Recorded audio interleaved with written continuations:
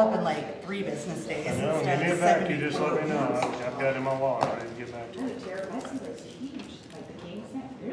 I didn't even take the sticker off the front. I have 3 purple credit cards. I've already made the mistake twice, using the business card for healthcare purposes. It's the same color as the home or the equity card. Oh, So I had to have a oh reverse that yeah. at the pharmacy. Probably noticed I it. finally found my HSA card as I was packing. Yes. So if you I notice, just paid out of pocket and then reimbursed on that. I just have it first, and I was like, wrong card, crap. There's tears. I got paid. And I got double fuel points because they put fuel points up both times. Really? Didn't refund the fuel points. Damn, it's hot in here. Yeah. I thought it was just me. See, Twig, Like my this is the eyebrows problem are having to wear a jacket, and now it's like 900 degrees. You can take it off, that's just for tonight. Okay. What's it set on, like 70 something, It 75? says 70, but it's 76 in here.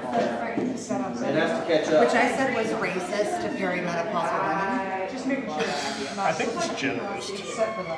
It's also generous. It's fat people. funnier. I mean, it just drives the punchline home. It's fattest, I can tell you that. I'm already roasting at my house because my AC broke in the midst of packing. Is this different than the one that we got? Yes, that's the updated version. You must have made it quicker. I feel like I should wear glasses, so I feel left out. And it's getting better. Glasses. So this one that says June 6th to replace one in this book. Like, Mr. Clay. Hey, hey. Come and see. I missed your beard. The blue's okay. It's on the same side of the color wheel. The blue still works. inflammation pill and, creams, yeah. The, I've heard people getting in their lunch, like, I was gonna say it doesn't matter. I felt like way cold air. Did you get the same way? It's coming for me, man. Maybe you can take off that jacket you got on, you'd be cooler. oh no. I don't go sleepless. I don't either. I had a license for Sorry. how painful this is. Such is the life. I'm glad you got that. I'm here for you. It's on. Okay. Yeah, it's on, it's just gonna take a while to catch up. Jeanette brought herself a little hand fan today. Send that link. I sent you the link already. She's stolen it. It's on a link. Yeah, just click on the link and it'll. It's with that template that you sent. First director email. When we met this week. Same day, This week? Tuesday? Yesterday? No, it was Monday, it was yesterday. Yeah, yesterday. Oh my God. It's only Tuesdays. I swear we worked We're only 5 halfway days through it. in 2 days. Oh my gosh. Jiminy Cricket. I can't believe yesterday's Monday. I worked 17 hours before I came in today, this week. And that's so much easier than. Yeah. I worked several afterwards, so I'm not an early bird though, so I'll be there before. Probably by the day I'll have 40 hours this week. Has anyone heard from Hamilton? Very I just interested saw to see, him. but You saw? that was like this. I thought that's My concept of time and space at this point is a little disjointed.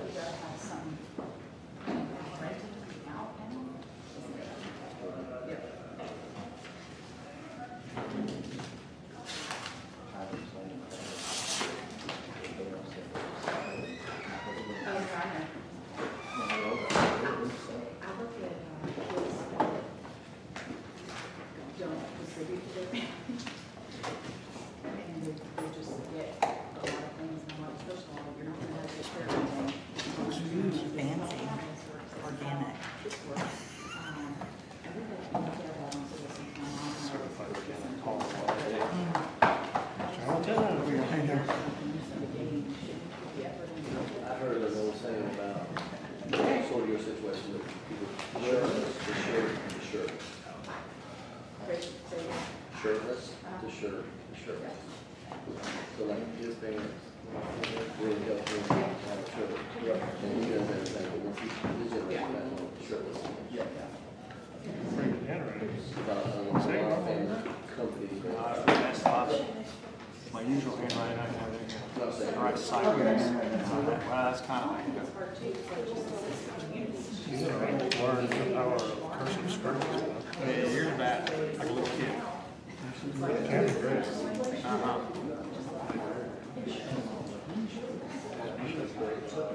Like a major league baseball player. I've never seen any pictures of you and your sister's mom. You have eyes, you have I eyes. can never separate our seen twice. Well, this is the long way to sign it, the other one is just the S with the line.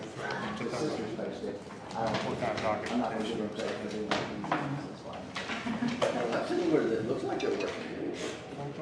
I saw one with your dad the other day on the track with Spirit Tiva's had was on.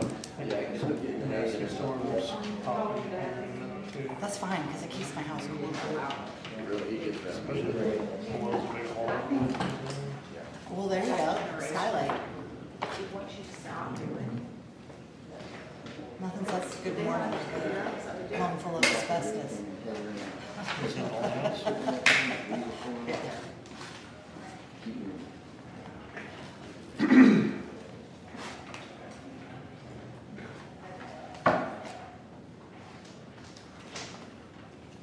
Bacon, what are you watching?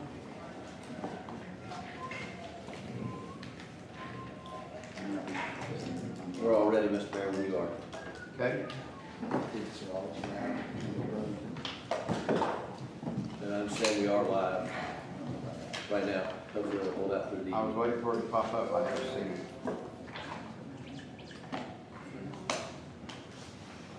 Hey, Jeff, is it on the Facebook? It is. Well, it's on YouTube. We are in broadcasting. I am receiving it as if we were at home.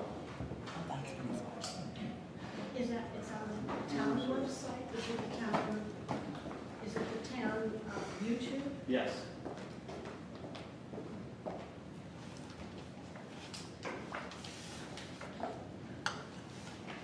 So you're saying it's not on Facebook?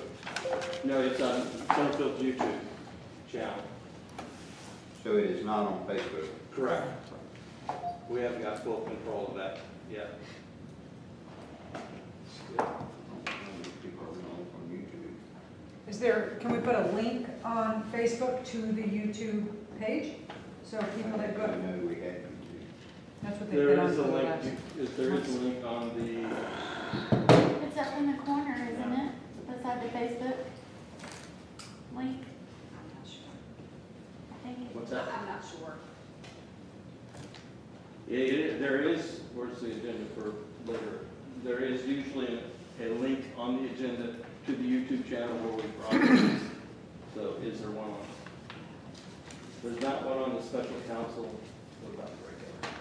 That's how we've been broadcasting since the. Yep. There is a link in the calendar, I haven't been seeing it. or it is a link on the agenda for the regular meeting later, but not for the special.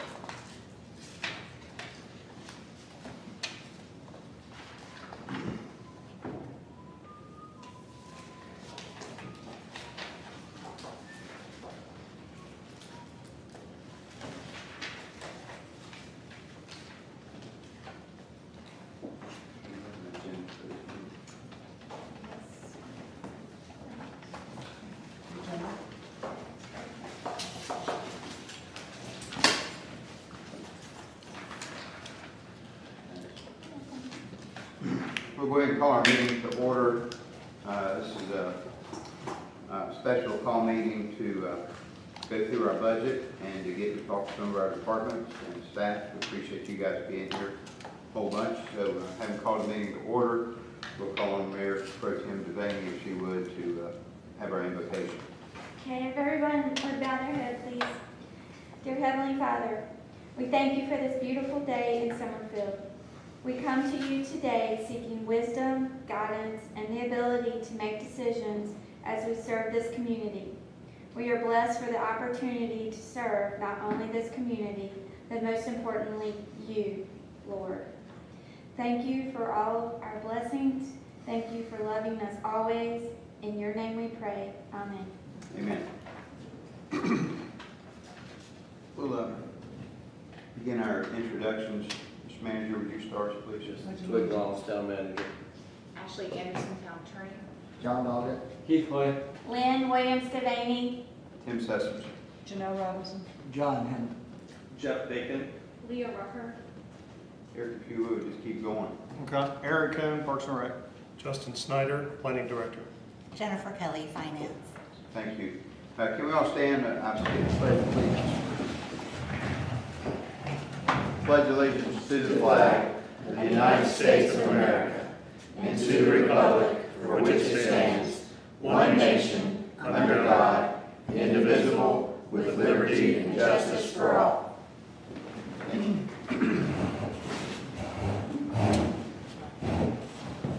Go to a time now of public comments. Ms. Dunham.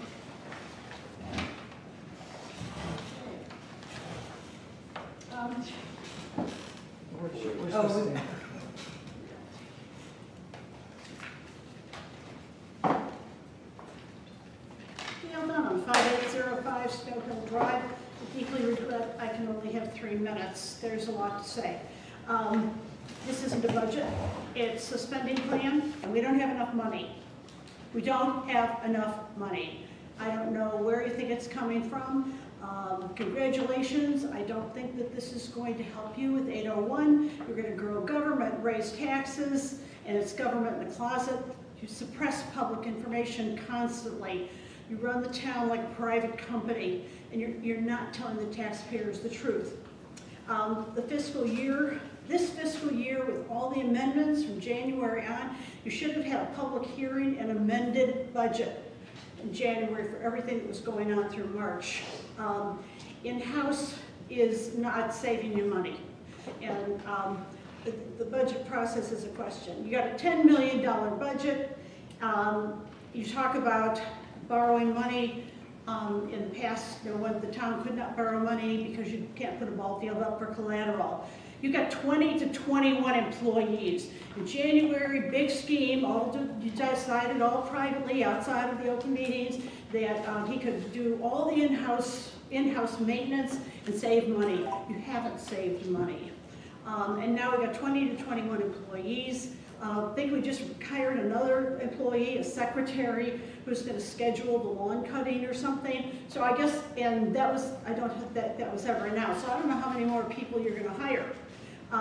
The town credit card is $15,000 to $18,000 a month. You hire 20 people and you give everybody a credit card, and that's what's going to happen.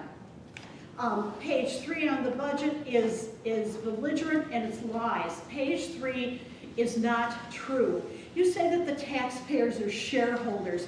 If you look at the definition, a shareholder is a person or organization with a vested interest, a part of the decision making. We are none of that.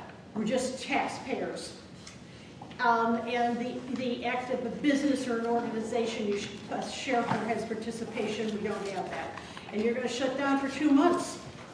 Maybe we can have 3 minutes in August. You've never had a referendum or an open meeting about any of these items, any of these 3 items. I'd like you, and you never tell us completely what you know about the cost. You should make, a budget is where you make choices, not where you just raise taxes, hire people, and think it's all going to work out. The taxpayers and citizens are not excited about those 3 projects. The taxpayers do not want to pay higher taxes.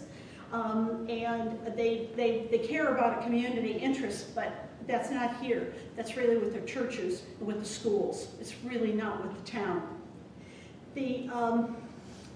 You've refused to discuss the costs of any of these things, any of the 3. Where are you now? It's all a big secret. I'm totally opposed to the water tower. Friesen Nichols made a $1 million mistake with the sidewalk, and now you're going to let them go and co-mingle the wells. You haven't been honest. You say it's a municipal water system, but it's not. You're going to co-mingle existing wells. Page 3. Ms. Dunham, your time is up. Page 5, you need the Ms. initiatives. Dunham. We'd like to know what they cost. And this is the problem. Ms. Dunham, Oh your no, time you is don't want up. to hear anything. You've all got your minds made up. Item number 4, number 5, the budget workshop. Do we have an outline for this, how you want to run it? I'm just gonna make a suggestion, Mr. Mayor. Thank you. It's really at the pleasure of the board, but I do have the planning director and the Parks and Rec maintenance director here. I would ask that the first thing the council is to ask your questions of these two gentlemen specifically about concerning the fee schedules and anything about their departments, and then they're gonna kind of excuse themselves. Justin will be back, planning director, tonight for a rezoning issue, but Jen will be with us the whole time. And I feel like between Jen and I, we can answer most of y'all's questions, all of y'all's questions, not most, but all of your questions. And then we can just go by department or line item, whatever the board's pleasure is. So should we skip to the, I'm sorry, I didn't ask nasty. So should we just go directly to the Parks and Rec portion, and then that way we can talk to Coon real quick, and then we can go to cleaning? Is that okay? Sounds good. Okay.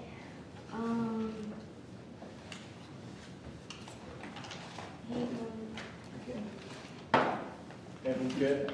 Sound, audio, video? Audio, video is good? Audio video. Yes, Yeah. yes. We are. Yeah, I'll start. So I am working towards what was provided to us on the P&R fee schedule, and the no change items I have no comment on. The first one that kind of stands out to me is line 6, which is the non-resident amphitheater. I know that we've reduced it, the resident rate to 150 to 50. The non-resident used to be 50 and 225 for each additional hour. It's proposed to be 225 to 75. I would like to make the recommendation to just double the resident, which is 300 and 100 for each additional hour. I think that is a really, really steep decline for that non-resident fee, and we do want to encourage our taxpayers, the citizens, to use our amphitheater. Can I ask you a second question? When you said double and then you said resident, did you mean double the non-resident, the 300? Correct. Okay. So instead of 200, that would be 300, Correct. And each additional hour will be 100. and each additional hour would be 100. Okay. Open to And comments, then questions? the resident, you're okay with I the am. 150 and the 50? I am. Okay. I'm fine with that.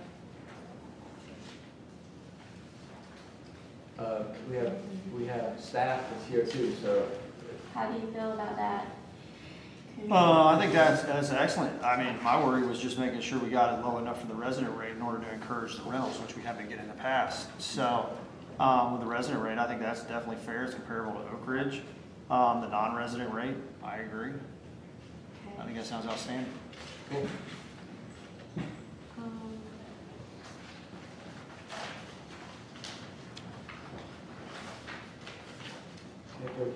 Keep going? Yeah, keep going. Okay, so we have no change as you keep on going, and then you have the community center fee for the cleaning fee of $75, that would be an add. Looking at some of the other rental agreements for shelter, amphitheater, and so forth. I believe our shelter, we have a $35 non-refundable cleaning fee. Our amphitheater, I think we have a $50 non-refundable cleaning fee. Athletic park is a $25 refundable cleaning fee. So this is a $75 add cleaning fees, which I understand why you would want to add that, because it's missing, because everything else has it. And I'm sure there is resources that's being used to have to clean it up. I just have a concern, or maybe a question. Do you feel that adding that $75 fee, knowing that that is going to the cleaning fee, that the renters, who we've already identified, the majority of them are already non-residents. Correct. Would they be more likely to leave the area untidy, meaning that they wouldn't clean up after themselves because they're already paying for the cleaning fee. I don't know, I mean, personal feeling based on what I've seen with the amount of trash, I mean, we'll clean out 4 bags of trash just out of this room without the current cleaning fee. I don't know that I could see it getting much worse. I mean, I came in here, scraped candle wax off the floor where they dribbled it from here all the way to over there where they had some kind of candlelight ceremony in here. I don't know that I see that being a deterrent.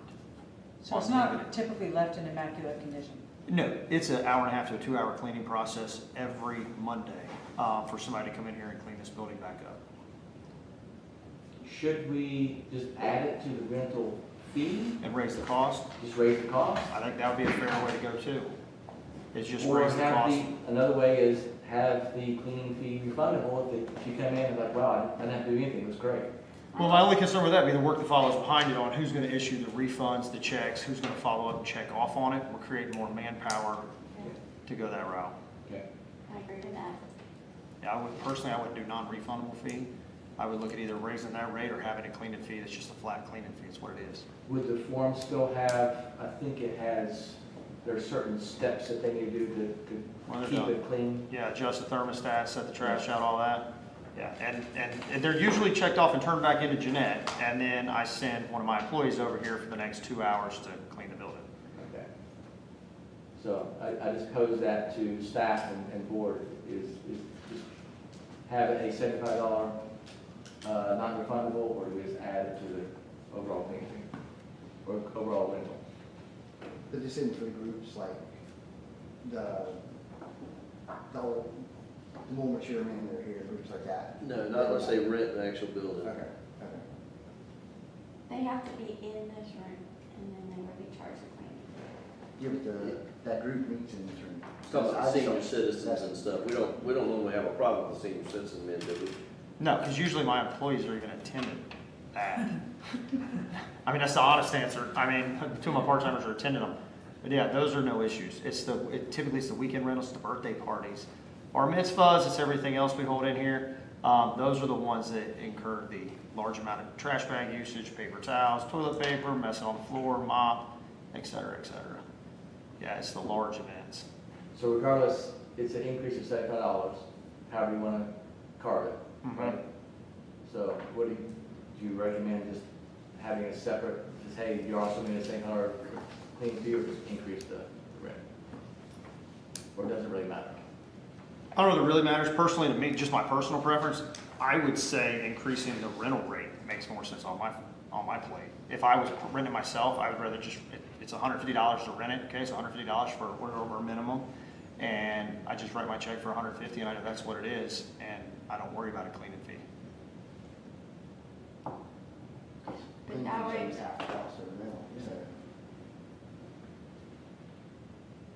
Decisions? My only thought with doing it separately, which I don't care which way we do, is will the next council come in and say, well, everything has a cleaning fee except this one, we should add a cleaning fee? Well, does the next council need to know that there is a cleaning fee, it's just included? I don't know if that's my. That's a good point. If we do it with exactly the way that they're projecting, then it matches what we're already doing with the others, so that makes sense. Let's follow that. Okay. hold on just a second. So, Yeah, well, I mean, if you're renting for 3 hours for $125, and now you got to put $75 cleaning fee on top of that, it's $200. I mean, it's almost the same price as renting for 3 hours. well, does our cleaning costs cover the manpower that it takes to clean it? That's a really good point, because our shelter is 35, our amphitheater is 50, athletic field is 25. So 75 is the right number we need this to grow? I think in my mind that sounds fair, because if you talk about the shelter houses, it usually consists of, the guys go through with a backpack blower where they're already cleaning sidewalks anyways, you blow it off. Pick up a couple pieces of trash. Most of the shelter houses have one garbage can. There's no bathrooms. They clean the bathrooms separately as they're cleaning the rest of the facility daily anyways. So shelter houses are minimum, in and out in 10 minutes. I haven't ran into graffiti or anything like that we would have to incur down the road. When you get into the amphitheater, again, I mean, they're running routine rounds through their daily, so the trash cans are already empty. I know I sent them over there to pressure wash for an event coming up, where somebody had drawn chalk characters out there. I mean, I don't know, it's chalk. But this takes the most time. Between the handprints on the windows, the cleaning the floor, the mopping the floor, the cleaning the bathrooms, the washing down the sinks, the flushing the toilets, the cleaning the kitchen over here. This here is hands down 4 times the amount of work as any of the other ones. The press box, I just go through and clean it myself. Wash the windows maybe once a month, but even then the press box, it's usually tournament directors are in on the weekend, there's 2 people in it. So they go in there, they have their pizza, the umpires come in, they sit there for a few hours, they're back out on the fields. It's 1 trash can in there. The bathrooms are on the bottom level. There's no bathrooms to clean. We clean those daily. They're part of the ball fields. This one here is the one that has the extra amenities. So in my mind, the cost would suffice to be higher for cleaning this than it would any of the other places. Do you think? For 3 hours, to pay $75 to clean it after I've only been in here 3 hours seems just high. Our highest so far is 50 with everything else. And that's the theater. But he's not picking the number out of the thin air. He's picking the number based on how many hours it takes The for hour and a them half to it clean. takes to clean it. I'm not discounting that, I'm just, Oh, no, fair enough. John, do you think no fee or just a small one? oh no, I think definitely a fee. I just think that, Throw a number. But if I could interject here, please, council. The other thing to consider is when they're spending 2 hours here, that's 2 hours plus fringes. So that's over like $50 right there. And then we have cleaning supplies we have to use here that we don't use at other places. So I think 75 is a very reasonable fee. I mean, to clean something up, especially everything that has to be cleaned. They sometimes have to leave tables and chairs up too. So that answers my question. Does it cover our costs? Yes, Okay. that's 75. Right. 50 would not. Okay. I'm fine with 75. I can live with it, I just still think it's high, but I mean, Can Yeah, I- I agree with you. It does, I mean, I get the, if that's what it costs, it's what it costs, but it does seem high. $75 for 3 hours. would you be opposed to like a gradient? You know, 50, 60, 75 or something like that per, I don't know, I'm asking. Like a tiered structure, I'd Yeah. be fine with that. Or we have like a rate per hour maybe, so if it takes just 30 minutes to an hour to clean it up, it's $25. Is it possible to do it based on the volume of people?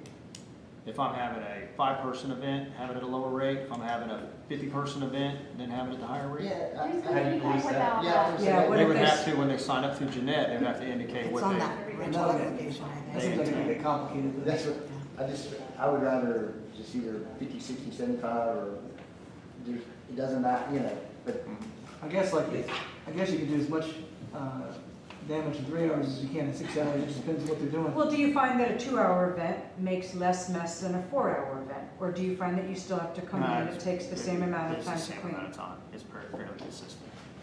I think it's in blocks of 3, 6, and so forth. So we got a lot to cover. I need to, I'm not trying to take charge, but all we can say is we can leave it the way it is, and if it looks like it's causing an issue, we'll look at it again next year. Okay, sounds good to me. I got one more question on that. I'm sorry, John, would you say it one more time? So we're leaving it. Just leave it, John? Yep, we'll look at it again next year if it's an issue. Okay. I have one more question on that. So the shelter cleaning fee is 35 and the field house cleaning fee is 25. One's outside and one's inside. I would think that they would probably should be the same. What do you think? You agree? I would say it takes the same amount of time to do both of those. So can we change the field house to 35? Yeah. Where are you at now? The SAP. On the top? SAP field, okay, I got one finger on SCP shelter cleaning fee is 35. And then on the next page, third one down is SAP field house cleaning fee is 25, So we're gonna make them both what? 35.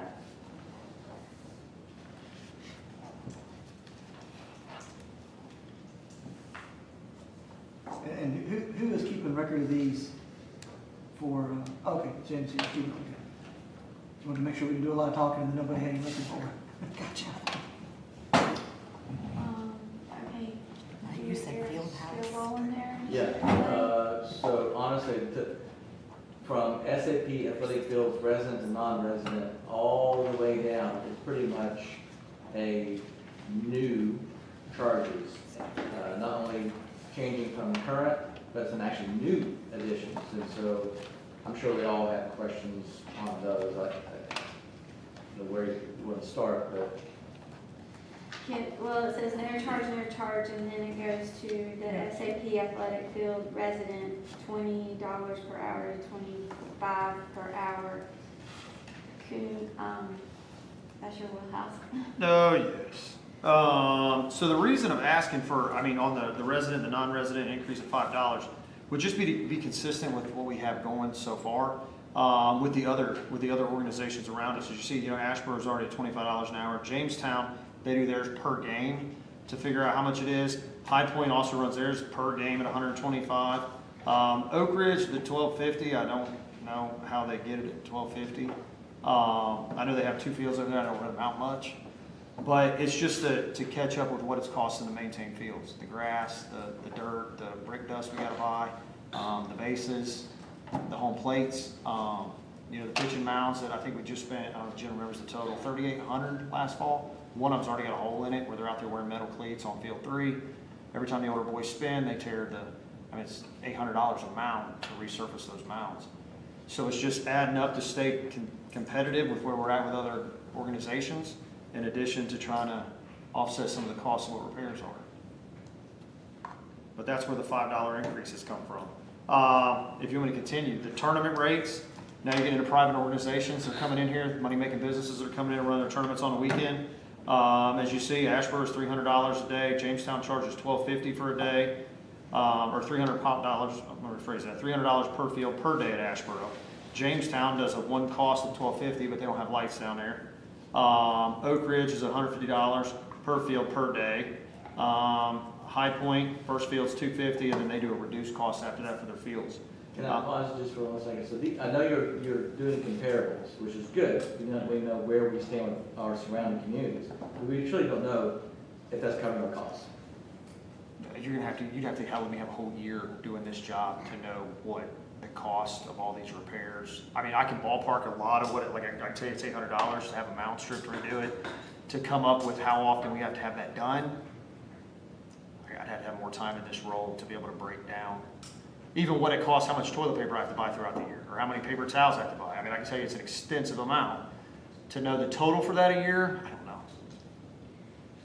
The 2 residents that you just went over, how do you know if it's resident, non-resident? Is there something to form, or how do you keep track of resident, non-resident, and the tournaments and the athletic field? So, well, currently I rent it out to, there's, 5 different schools, there's 5 different travel organizations. I guess just from my knowledge and history being involved in the programs, I know where they're from and where they're out of. So I know the 5 travel organizations, SRA don't hold tournaments here, nor is any other residential nonprofit or organization we have here. So I know they're all non-residents. When you get into who's renting the field in the week or during the week, we have the Hornets that are currently a nonprofit operating out of Summerfield. We also have Summerfield Rec Association. Other than that, I have Revolution, I have Summerfield Charter, and then I have several Greensboro schools that are operating up here. So if it's SRA or Charter who's in Summerfield, that's the resident rate? Correct. Okay. Yeah, the weekend tournaments, none of them are, so any weekend rates are going to go to the new cost if you guys approve it. Like I said, those are money-making independent businesses that are fighting for field space. The SRA, Summerfield Charter, Revolution, they're only being charged resident rates. And there are forms that's being filled out to know if it's SRA or resident or whoever? They do a rental agreement that they fill out, they submit to me, and then they submit me copies of the insurance. Yeah, I don't dig into exactly where all the students are from at Revolution. It's just knowing that Revolution is a home school. I only charge them the resident rate. Thanks again for letting me jump in and ask questions. Oh, yeah? May I ask a question? Yes, ma'am. Okay, on it says tournaments resident, and that went from 200 to 250, and then tournaments non-resident, and it went from 225 to 250. So should that not go to like 275? It's either the same now. I don't know that was the intention. I thought it was a $25 raise on both of them. So I guess my proposal for the resident rate of tournament fee would be then the $225, not $250. Okay. $225? Okay. I just noticed they were the same. I didn't know. Yeah, I didn't catch that when I proved over it. It's okay. Do you feel like these rates are okay for SRA to maintain and keep going and? Go ahead, I'm sorry. Yeah, I want to make sure that none of this is going to really hurt SRA. I think the only challenge I see out of this, and I played with some numbers throughout the day while I was working on this, and again, this is your guys' call, 100%, is the light bill.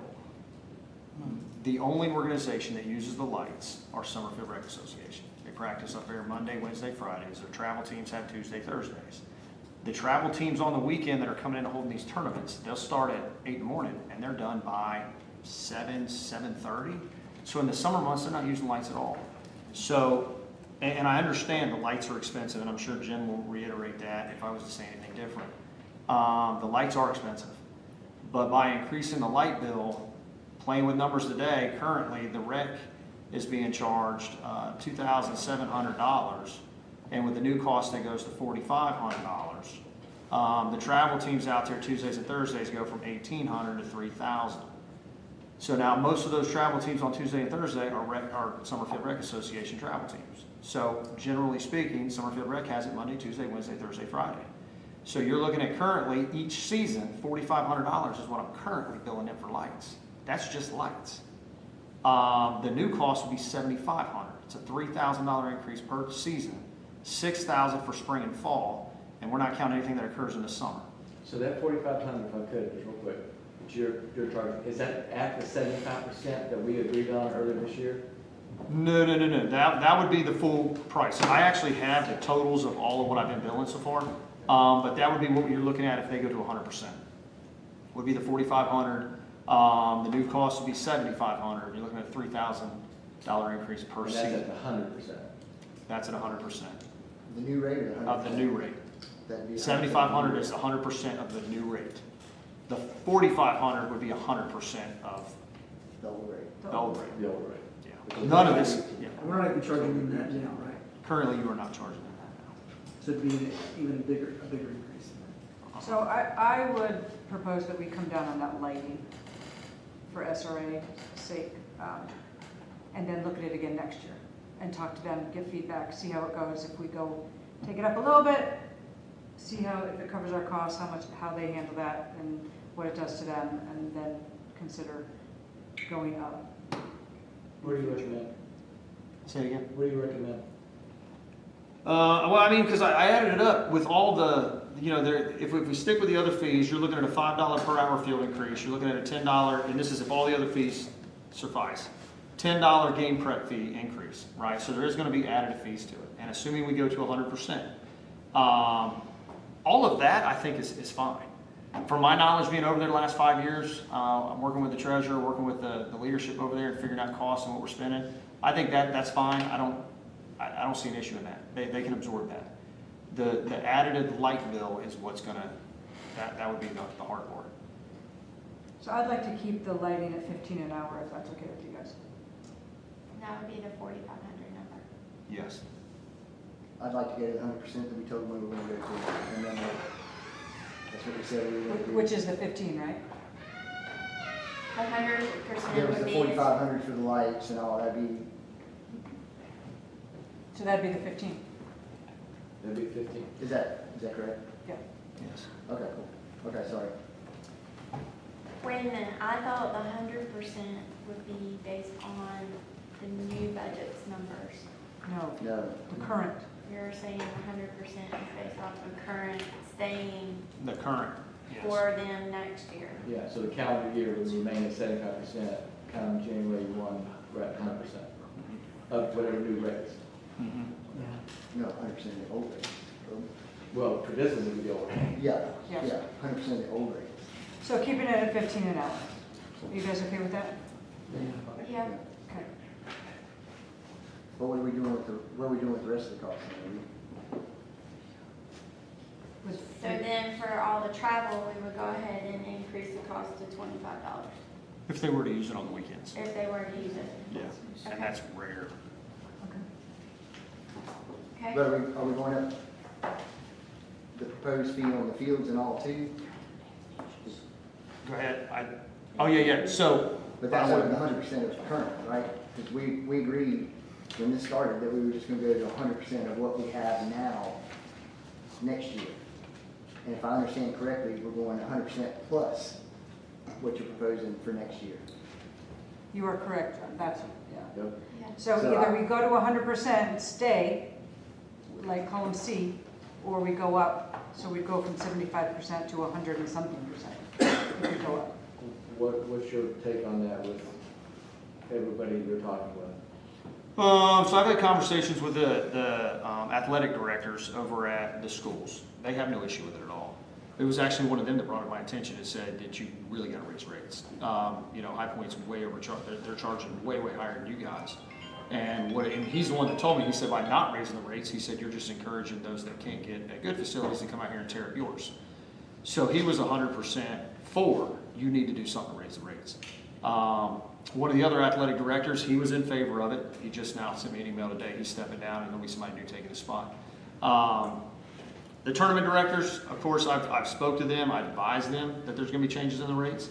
They're all private business owners, so they are, any way they can save $1 is what they want to do. They'd love to have it free if you wanted to give it to them. SRA would be the only kickback, and it's not that I can't talk to them. They have new leadership, obviously, over there with me leaving, and their new leadership's in the process of trying to figure out where he's at with his budget, what he's looking at for numbers, his revenue. So he's kind of got his feet in a lot of different buckets right now, trying to sort out which way to go. I didn't talk to, well, I mean, I did talk to him. I advised him. He don't have an answer yet, just because he don't know what he's looking at. My guess, I don't think you're going to go wrong by raising the rates. I don't. SRA, if you can stick with keeping their light bill at 15, I think that's well sufficient for getting in the right direction.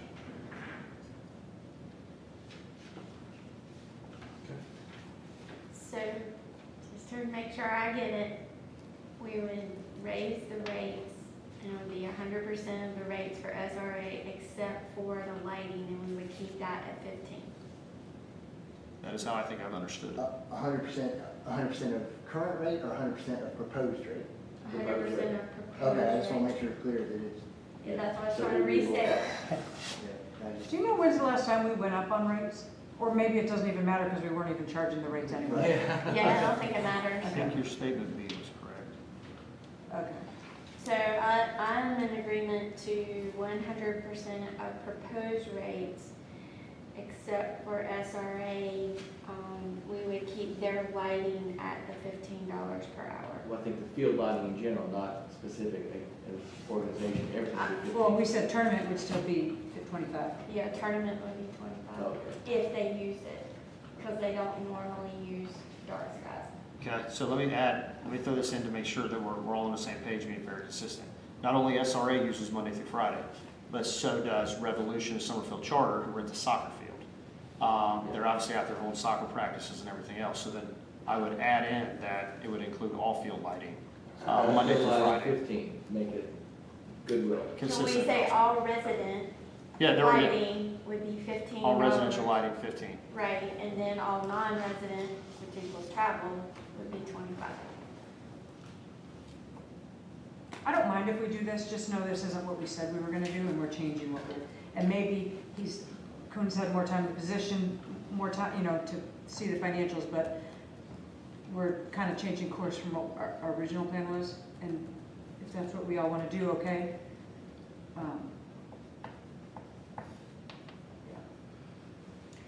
I'm in agreement to that. Keith, what do you think? I have a lot of questions about this on the 75 and 100, but I'm glad we did the goodwill this year. I think we needed to do that.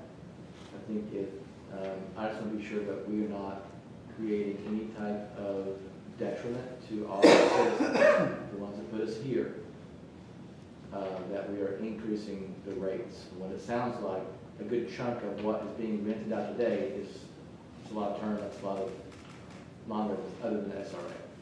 Other than And SRA. what you said, the SRA, from the best of your knowledge, especially if we reduce it down to 15 for all field lighting, they should be able to be okay.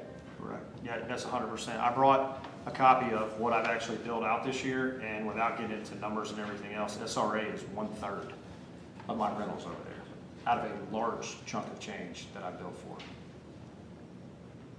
So we're doing 15 across the board, we're not splitting it resident, non-resident. Yes, we are splitting it. 15 residential, 15 resident. 25 non-residents. John, how do you feel about going away from the 75% and 100%? I'm not gonna die on this hill, but I still think we ought to do the 100% like we said we were gonna do. That's where I am. I'm not gonna die on this. This isn't gonna be the battle I choose, but I prefer to go to 100% this year, but if the majority wants to increase them, then I can go on with it. So Hamilton, what do you think? And this is 100%, which one? Proposed. Maybe 100% of the current rate, right? Yes. Because we're only charging 75. That's what she wants. I want 100% of proposed. He wanted 100% of proposed, correct? I'm fine with that. And then John, you and Janelle, He were- I wanted could go either way. 100% of current. I could go either way. because we're not even charging 100% of current, right? We're at 75. We're at 75. So I think it's a pretty big leap to go from 75% of current to 100% proposed, right? I'd be fine just going with 100% of current and then next year reevaluating. Then are you gonna change all your charges to resident, non-resident, so that you get the increase with the tournaments? Every single one of these? Lighting would be resident, non-resident, tournament staffing. Well, the lighting was, we said that was gonna be 15 for both, right? No, I'm sorry, 15 for, Resident. yeah. For resident. See what I'm saying? Well, the lighting is the same One more across the time. board, isn't it? So, if you keep SRA at 100% of current, Okay. then when you have your travel teams come in and they're doing tournament staffing fee, they're doing tournament lighting, field lighting and prep, all that would go to resident, non-resident, so we would go ahead and bump the fees up on the tournament, the non-residential tournament people, non-residential people, right? Not necessarily, that's not what we had said originally we were gonna do. Actually, Originally it was, that's also going to 100%. actually, I'll, I don't remember us saying 100% on the, because the tournament, the non-residential tournament weekend people, they're paying their full prices. It was only SRA that. Currently, Mhm. No, I thought they were. They're not? They're still Everybody's 75? everybody's 75% current. All right, I'm sorry, I misunderstood that. but Ken, you said you had conversations with people and they would be okay, or they understood that the new proposed rate would be able to meet that? Yeah, I haven't given them all the great details because I didn't know where you guys all stood on it. But they know there were new additional charges coming, such as turfus. I was attempting to add in there, putting up the tent fences out there. They're aware that those are coming. So whether you stick with 100% of the current fee, and then those additional fees are added on, or whether we make the big jump and go to the big way, they know that, or they're aware that there's one of them that's happening. Well, since you're on the front lines and you're talking to these folks, do you recommend that we go ahead and jump to 100% of the proposed rate? Or do you think we should keep it like tiered, like we originally talked about? Like I mentioned a couple minutes ago, I mean, the 100% of the proposed rate, I don't think it's gonna make it or break it with them. The tournament people, there's several organizations out there. One new one just bought out and took over into here. It's a massive competition to get field space on weekends. But again, those are non-residents. So, and nothing against them, but those are people coming into the community to use the fields because they're here. And this is just the $25 increase, right? That's the $25 for the tournament fees on the weekend. But they're only paying 75%, so out of 200 for a non-resident, so it's gonna be like, what, 170-ish, somewhere in there? Yeah, I'm not much of a mathematician, sounds right. So it's an $80 increase. And how many tournaments do those non-residents have each? Every weekend. Throughout the year, it's every week. Well, it's out of 36 weekends, which is what I opened it for. 3 weekends are left for maintenance in August, where we have to fertilize fields. Other than that, the rest of the weekends are open. Touch a Truck is out. By Christmas tree lighting, they're done. So 36 minus 33 weekends they had. I think 2 weekends weren't taken, July 4th, and one random one in September. It was a shipyard. So 31 weekends a year. If these tournament people are like lacrosse, they can afford it. What's packed house over there? Yeah. Yeah, 168.75 would be. Do we want to go to the new rates for non-resident? And for everything resident, go 100% of the old rates? I'm liking that. Yes. Okay. I feel like that's a compromise. I do too. I agree. All right. What do we think about that? I think that we have, do we need to go down and, does that make sense? I'm thinking about new rates for non-residents. So current rate would stay the same for resident, but next year, we're just 100%, not the same. January 1st is 100%. For residents? For residents. Non-resident, the proposed fee would start January 1 at the. Proposed rates. Cutting that knot. Does that make sense?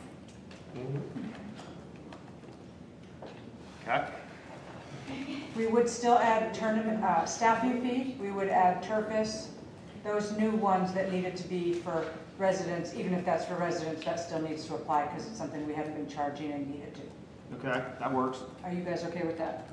Yeah, I'm fine with everything down below that too. What? What on light bill? Light bill is resident, non-resident, so residents, it's gonna go to 100%, or it's 15 an hour, non-residents, 25 an hour. Is it on here somewhere? I didn't see No, it it's in on the this. Okay, The field lighting. okay, because I only saw there's 15 on here. Didn't Yeah, it say- wasn't split out, so It we're. wasn't split out, so there's, but that's for proposers. Yeah. But there's. It's not split out by resident, non-resident. Yeah. But we're gonna We're split gonna it. split it out. You can, I will. I'm updating the link that I shared with you in Bob's, Thanks. so that's existing document is being updated. Council, if I would, Mr. Gaines has to leave in 20 minutes. He's here to represent the Finance Committee to speak for them, so if y'all want to fit him in sometime, if there's a. Before we go to the Founder's Day stuff, do y'all want to go and ask him some questions? Yeah, let's go ahead and do So,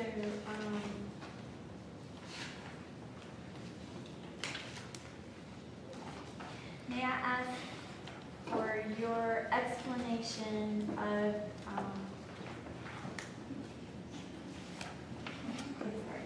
I already remembered something.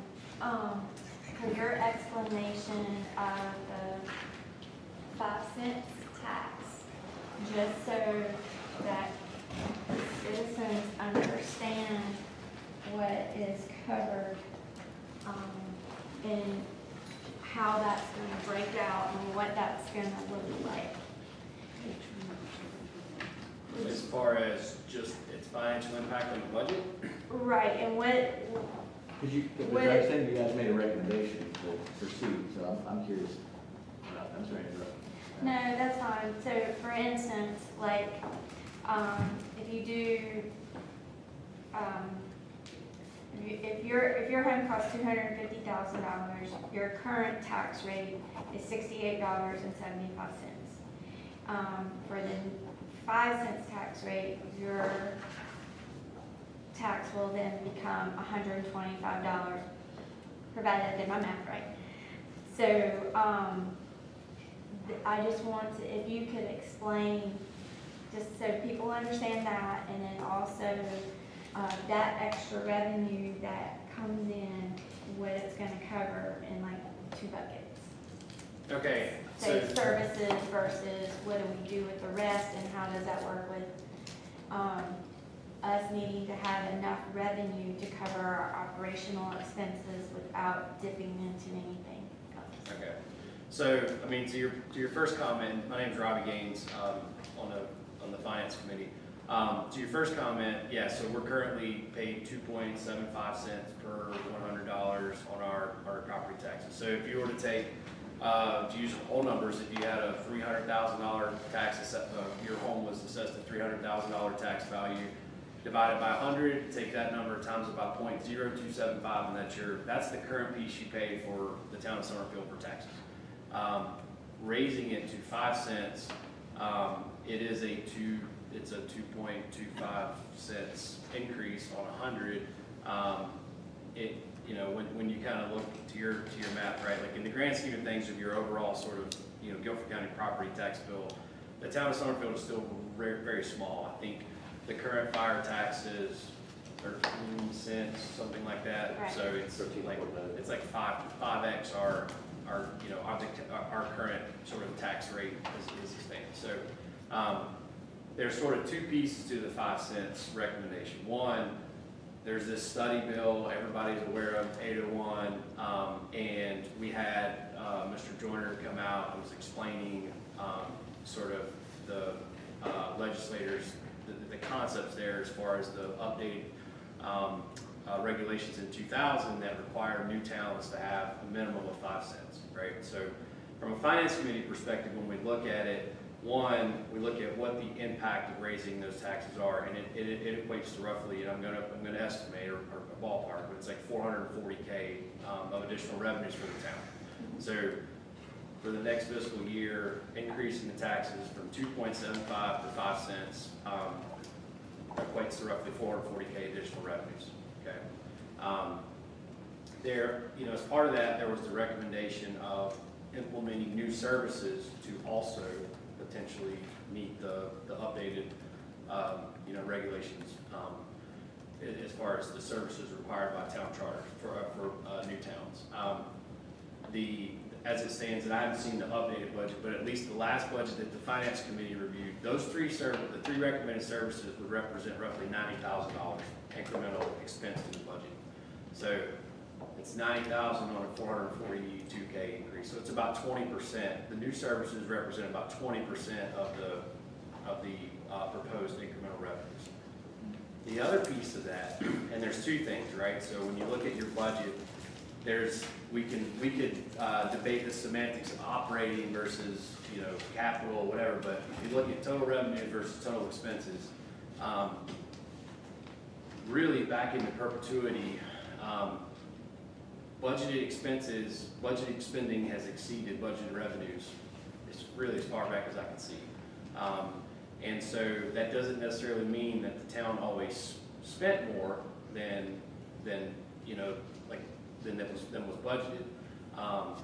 So you kind of have to look at one, what was budgeted, and then two, like what your actual expenses are versus your revenues. And so there's been some puts and takes, but like essentially in the last, say, since 2015, the fund reserve has decreased by roughly $770,000. So it's continued. It's kind of, the trend is that it's continued to draw down, and I think there's even a chart in the budget package that was presented to the town. So increasing from, and in the current year, like I believe in the last, I think they're even in the budget materials for this the meeting that's coming up. It shows kind of where we're at budget to date, and we are going to dip into our fund reserves again when we get to the end of, you know, the current fiscal year. So again, another year. I don't know what that final number looks like yet, but combine that on top of the three major capital projects that we know we don't know the final number yet, but we know we're going to have to come out of our reserves for the water tower, Bandera, and the A-Block Greenway, assuming those projects move forward.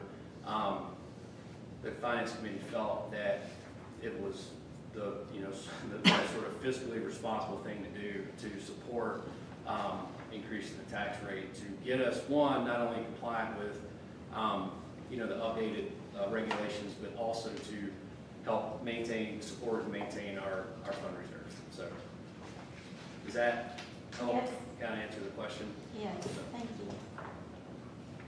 Tim, what part of that? Of that 700,000, how much of that was capital expenditures? So clearly, Tim, I haven't broken down the number. I mean, at the end of the day, what we bring in versus what goes out. I mean, I don't think we've used the fund balance. That was said the other night. I don't think that's the case. I actually recall in '23, before I was on here, I was on the fence committee. I'm trying to remember. I know that year it was recommended we go into the fund balance. I think we voted on, the finance committee voted on increasing the taxes that year. But I think, Tim, I think you said it was an election year, so it wouldn't be a good year to do it. That's my recollection of it. So no, it makes sense. That is not why I suggest we not do it. That's my memory of what you had said in 23. I know we budgeted, 1 year, $40,000 or $60,000, because of excessive attorney fees that would have gone into the fund balance, or come out of the fund balance, but, we didn't end up using that. Yeah, and I don't know an example. if I just clarify, we're just looking at the overall fund balance. So, Well, yeah, you wouldn't know, yeah. so whether it's operating or whether it's capital, if the balance is going down, Yeah. so. No. Could I ask if this gentleman's on staff? He's on the finance committee. I'm just a volunteer, Ms. Dunham. I'd be very happy to lend 20 years of experience on this, with as far as the town finances, so. Was there anything that stood out in looking at the budget that you thought would be helpful in us understanding? I think the committee, given the way the budget was sort of presented, looking at the incremental revenues from the proposed increase in taxes combined with looking at the services that were going to be provided, I think we were still budgeting essentially a budget deficit, if you will, where we were gonna sort of allocate funds, continue to allocate funds back or from the fund reserve to balance the budget. I think the committee was, kind of suggested to council if there were things that either maybe weren't as necessary to somehow lower the overall budget so that we weren't planning to dip into our fund balance with the current budget. So especially given we're going to have bids coming for Bandera and all these other projects, right? Like not knowing what those final figures are going to be, and that we're more than likely going to have to pull money out. That if there were things that we could either cut or reduce. So Would it be true to say that maybe over the last 10 years, if we had spent 100% of the budget, then it would have gone into the fund balance, but because we never spend 100% of it, it never actually had to go into the fund balance? I Well, think that would be addressed. I think the finance officer has a spreadsheet Yeah. showing exactly what's been spent for you. so we actually pulled actuals, spent, not projected, for the past 10 years. And 1, 2, 3, 4, 5, 6, 7 of those last 10 years, we overspent just operational expenses from revenue generated. That does not include grant projects, does not include capital expenditures. We overspent. Spent more than We spent more than we took in revenue-wise for operating, and that does not include capital expenditures. So then we did have to dip into fund balance for things other than capital Yes. improvements. Yeah. Thank you, Jen, for clarifying that.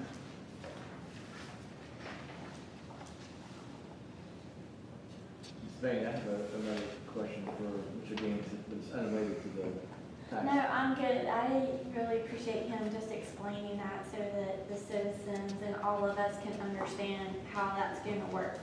No, it's good. Thank you very much.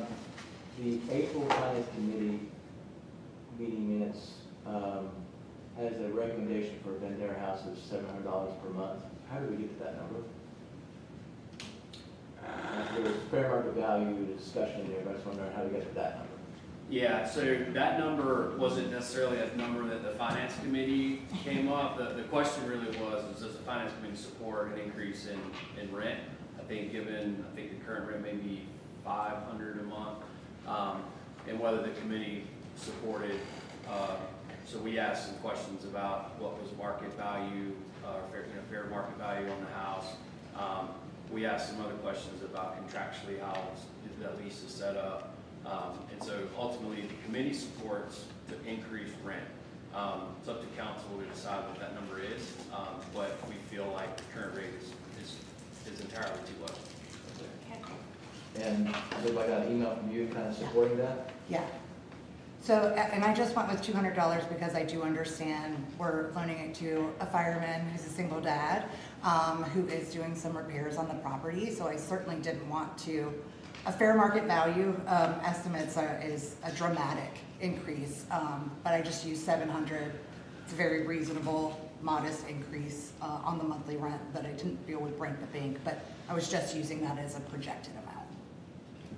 I really liked at the finance committee meeting in the minutes, it talked about how one of the gentlemen recommended putting a calculator on the website. I thought that was a great idea, so Some citizens parents, yeah. can see, they can type in their value, their property value, and see how much it is. I think that's a great idea for the website. We'll get on that. And I, you know, and I had made the comment about the math, and I'm not trying to, every dollar is important, and I'm certainly not trying to undermine what you know, we haven't raised our taxes in forever. Every service, everything you pay taxes on, every organization that you join that has dues or fees or whatever it has in the past 15 years has increased. And so,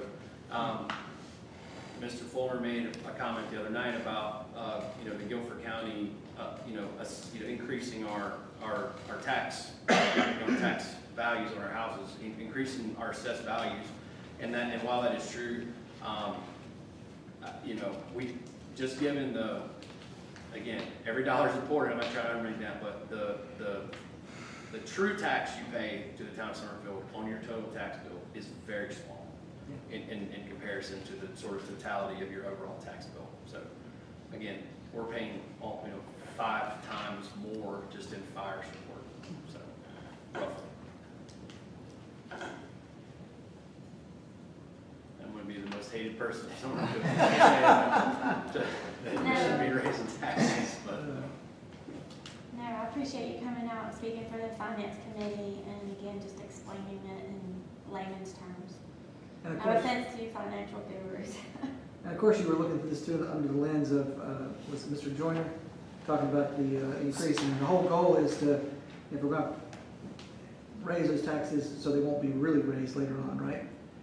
Yeah, and I will say this, so before 801 even came about, in some earlier meetings, the committee raised questions about just the trends and how we're budgeting essentially deficits, right? And whether or not we spend the money or not, we've been budgeting deficits. And to Mayor Sussman's point, a lot of this was planned capital projects, and a lot of it's been deferred for whatever reason, right? Like right, wrong, or different. And I totally appreciate the difference between operating and capital, and that, you know, and what those balances and what those funds are used for. But you know, the committee had raised some questions about sort of budgeting practices, and then looking at the overall trends of the fund reserve, and it, you know, there are some puts and takes, right? But it, you know, the sort of in the last 10 years, the trend is that it's decreased. So. And we will, I anticipate we'll have our meeting to adopt the final budget sometime before the end of the month. So if we have any questions before then, I'm sure you won't mind if we reach out to Chloe. Absolutely. Any of us are available. If you know, like the committee, we could even probably get a meeting scheduled if we needed to schedule a meeting, but we're also available individually as well. So. Okay, thank you so much. Go Hammerheads. All right. I see you swing stuff on. Thanks, sir. Appreciate There you it. go. Yeah. Thank you. Appreciate it. Y'all leave us today. Thank you. Thank you. Okay, so my next thing is real quickly, Founders Day space rental and Founders Day food order. So I pulled my notes from we had a follow-up Founders Day meeting, just afterthoughts, how we want to, it was great, everybody loved it, but how can we make it even better next year? And everybody on that committee, they were good with if you're a tent vendor, just a single individual vendor, that it would be $75. If you're a nonprofit, then there would be no fee. And for the food trucks, they also suggested $150 for the event. And the food trucks would be there, I mean, they have the capacity to be there from Friday evening, 6 to 10, and then Saturday from 10 to 4. And then the the individual tent vendors to kind of separate those two. They were there just Saturday. So I think that it should be 75 and 200 and no refunds. And that was the other thing that the committee said, no refunds. So just so you know what was said at the committee. So you think it should be just like it is, 75 and 200 for the proposed fees? 75 and 150. Oh, 100. Not That's the 200. new fee, it was Yeah, 25. Because our notes, our minutes were 150. Okay. I would prefer we not go up on them. I think we want them there, we need them there.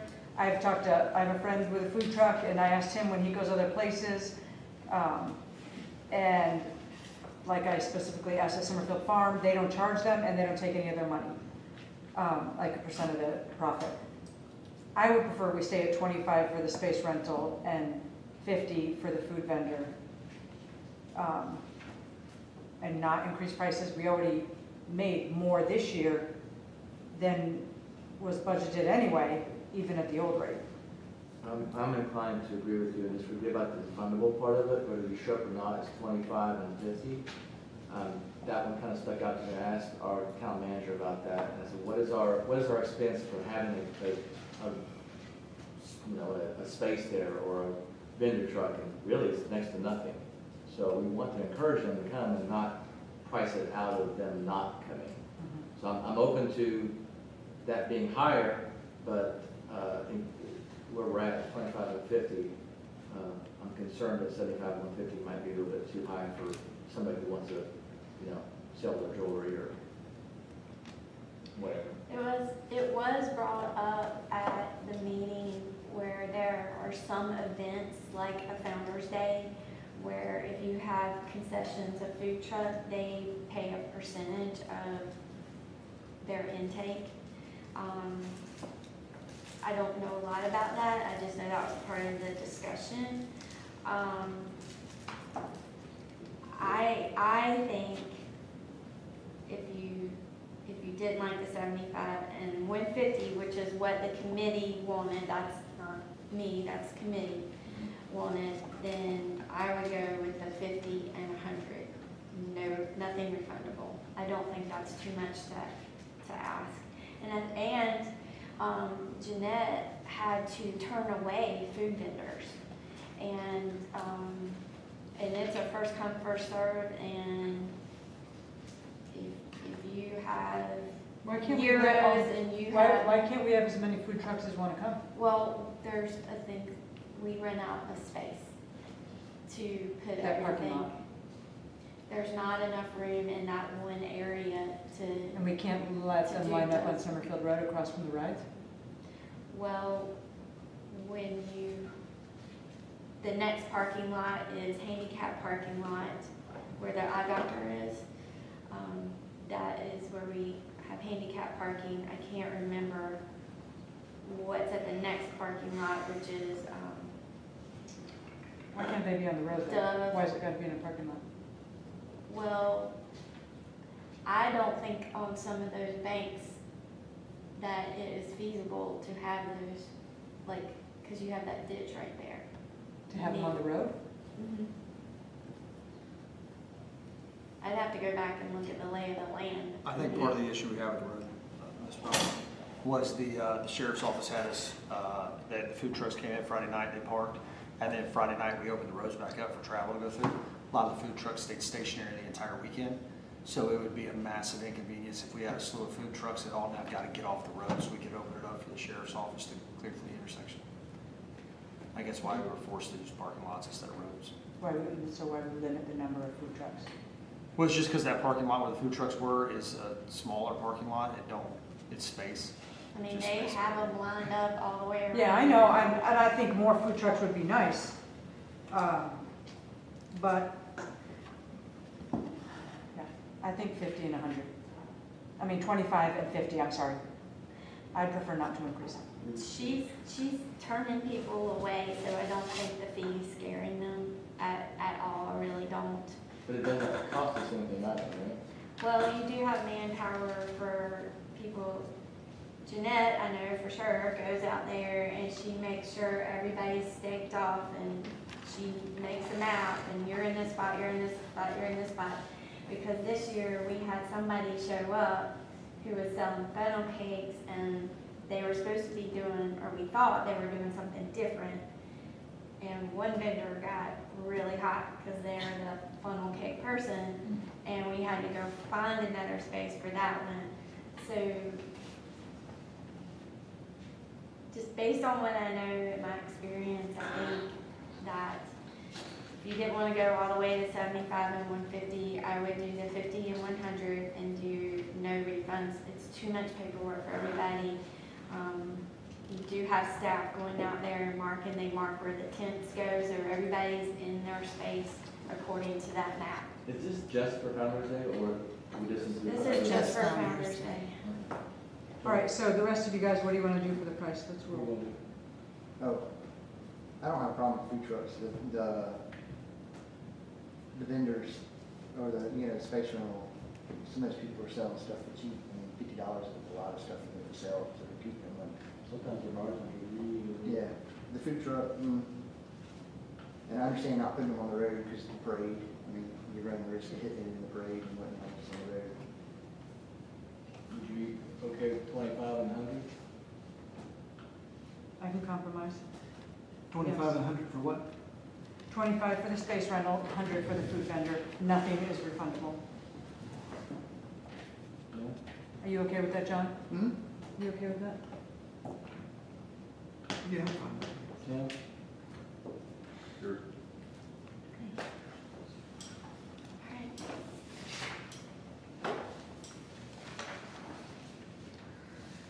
Do we have any more parks and rec stuff?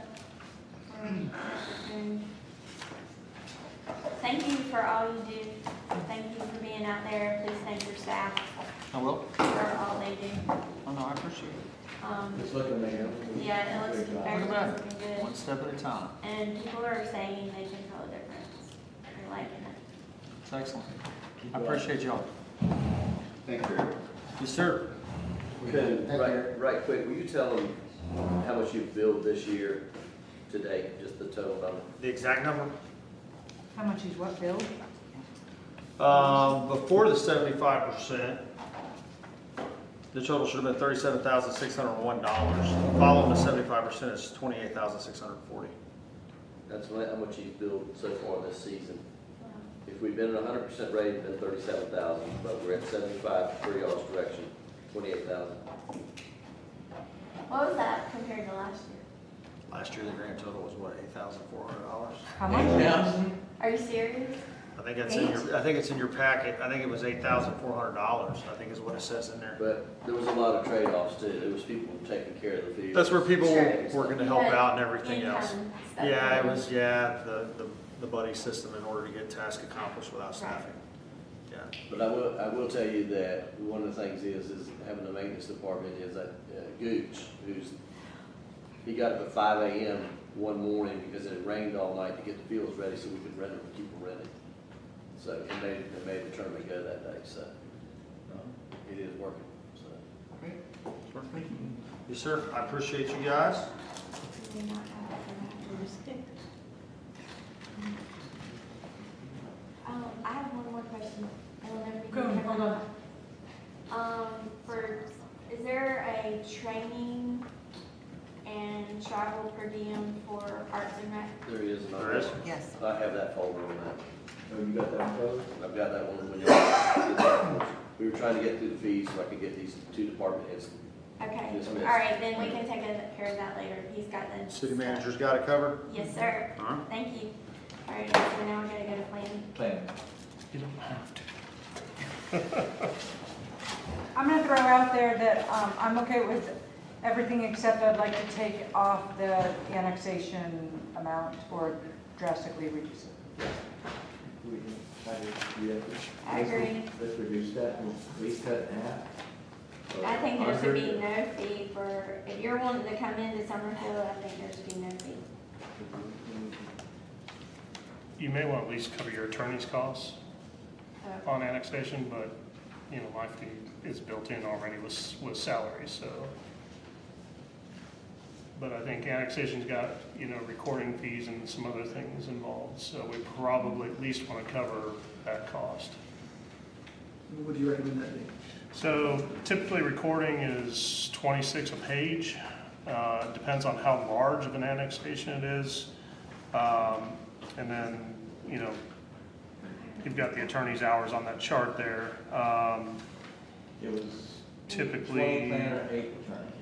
yeah, So 8 times 325. 8 was a guesstimate on the attorney hours because of the attendance at meetings and other things, but if they're already attending meetings, then we can kind of double dip with what else is going on. So I think you could probably cut the attorney down to maybe an hour of outside time involved in reviewing like the meets and bounds description, the plat, and then the annexation ordinance.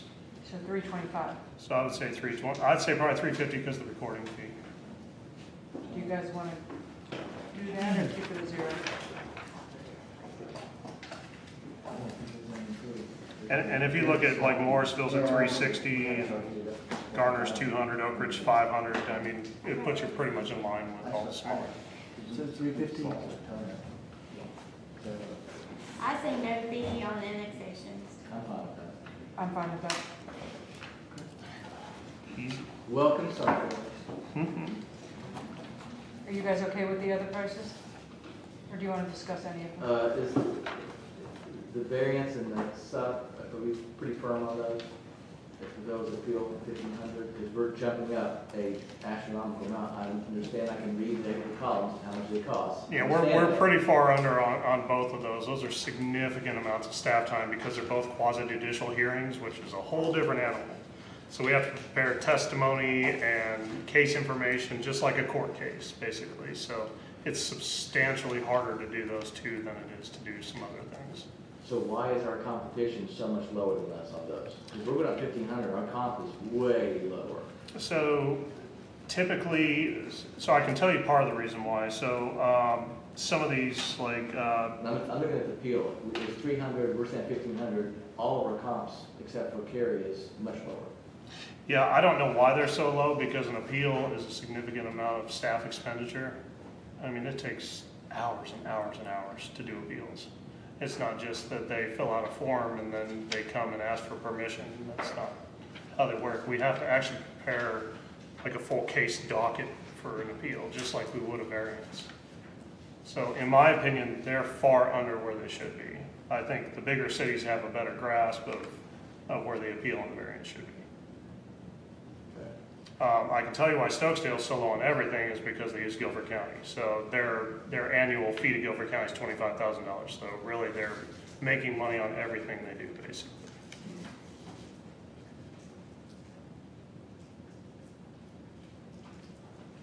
Keith, are there any changes you want to discuss that you want us to do? No, I'm fine with the rest. I would call out the floodplain. Again, our comps are much lower.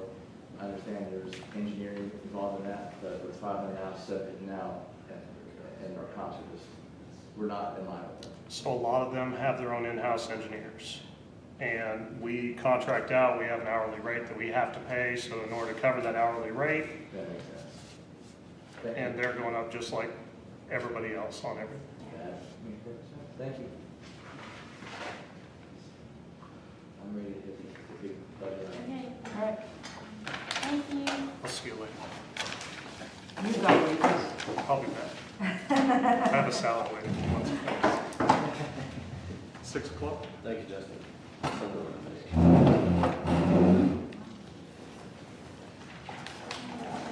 start at the top and that's how we move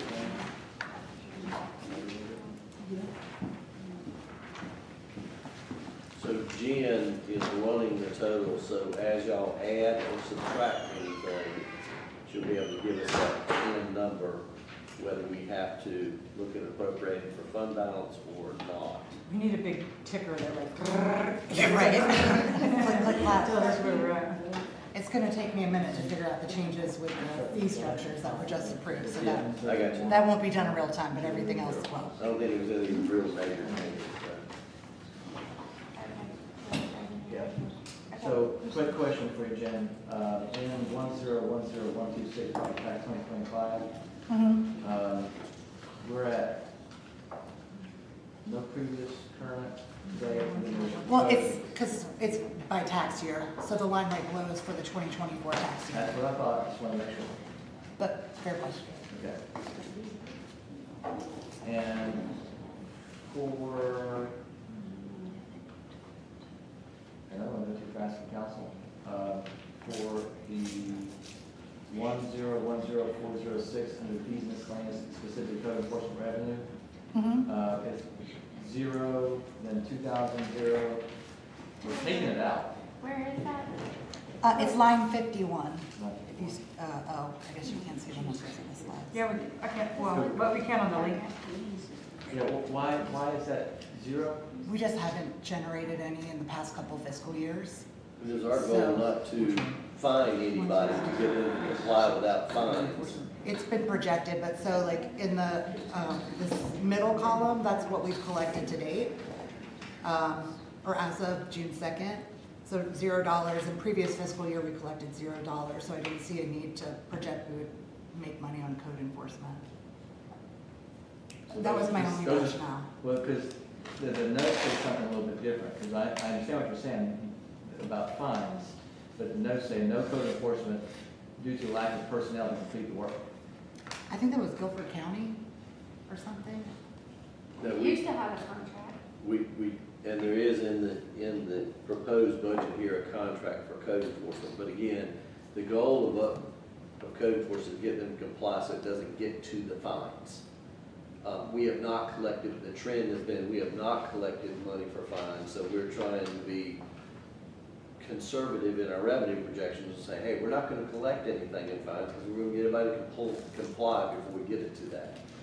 I don't think it'd be fair to the citizens or to the council to say, hey, we're gonna collect $3,000 in fines we haven't collected it down in the last couple of years. Will we be in compliance of overseeing code enforcement in general? Yes. Okay. That's where I'm gonna update the comment. in that same line. So we have the rental Yeah. income in that same line. I will tell you, I did the math on the tax increase, so if we go up in taxes, I worked with Jen, and the 2024 valuation on the house, like these numbers, was $446,700. So with the old tax rate, the taxes were $122.84 a year. With the new tax rate, it would be $223.35. That's a difference of $100.51. Divided by 12 would be the increase in rent, $8.38 a month. And what would that be a year? Per year, it's gonna, the taxes, what it will cost the town extra is $100.51. And I'll just remind everybody from the beginning, we had two houses that were sitting empty. They'd been sitting empty for a long time. Both needed attention. And we had a firefighter, actually there were two firefighters, but one house was more ready. One needed more remodels than the other. And so the houses were just sitting empty, and it was costing us money with the utilities. And so we offered it to the firefighter at affordable housing. It was the HUD, we used the HUD definition of affordable housing. That's how we came up with the price. And there was a lot of work that needed to be done. There were trees that were done in the yard, down in the yard. The water is not drinkable. And that's even with changing the filter on the house filter monthly. I know that the bath water for the girls is brown. The house needs quite a bit of work, but he was okay with it as is and does all the work on it himself. And so we came up with that $500 a month. I think that the comps are not even comparable because you could not rent this house to anybody else as it is right now. I would just say that if you're gonna. Can I interject? Yeah. I think if what you're saying is true, and I'd like to verify it, we may have a bigger problem. We're violating North Carolina minimum Let's housing not, standards. Let's And we just, would have to bring that house in. I mean, if what she's saying is true, and I have no that's fine, reason that's a to- conversation. We we can have address outside that of here, another time. But yeah, if you're gonna increase anything, I would just say increase it by whatever it is to cover the taxes, So- maybe just $25 for a month. We were helping out a firefighter, we were never like looking to get into the rental business to rent houses. And even the second one was gonna be rented. But then it turned into the maintenance. We had talked about doing some remodels for that one to rent it to a firefighter. But if we wanna raise the rent, then whatever, I don't, but that's why we came up with the price and how we came to where we are with it. But, yeah, I don't know if I wanna talk too much about some money. I looked at it a totally different way. So I just wondered, well, what's the average annual, standard annual rental increase per year? And it's 3 to 5%. And so when I ran the numbers, at 3%, I was at $515. At 10%, I was at $550, and at 20%, I was at $600. My proposal is the $600 per month, How'd you pick that? because it's 20%. But you said the average increase was 3 to 5%. True, but I was trying to come up with a compromise between what was recommended and everybody thought was okay, finance committee, et cetera, versus what we were wanting. And I just felt like that was a reasonable kind of compromise. Jen, But I'm good for going less. I would say, so Lynn says 600, I'd say 525. Heath, where are you at? I'm not at a number, to be honest with you. Jen, I would like to ask a question. If we don't make a decision on this tonight, are we able to make a budget amendment and change this figure in the future? Sure. Is this rent, thank you, and is this renter, do we have a lease, is it month to month at this point? It's going month to month as of March 30, 2020. Okay. Based upon what, and let me finish, based upon what Councilman Robinson said, I have some concern about the town being a rental property business.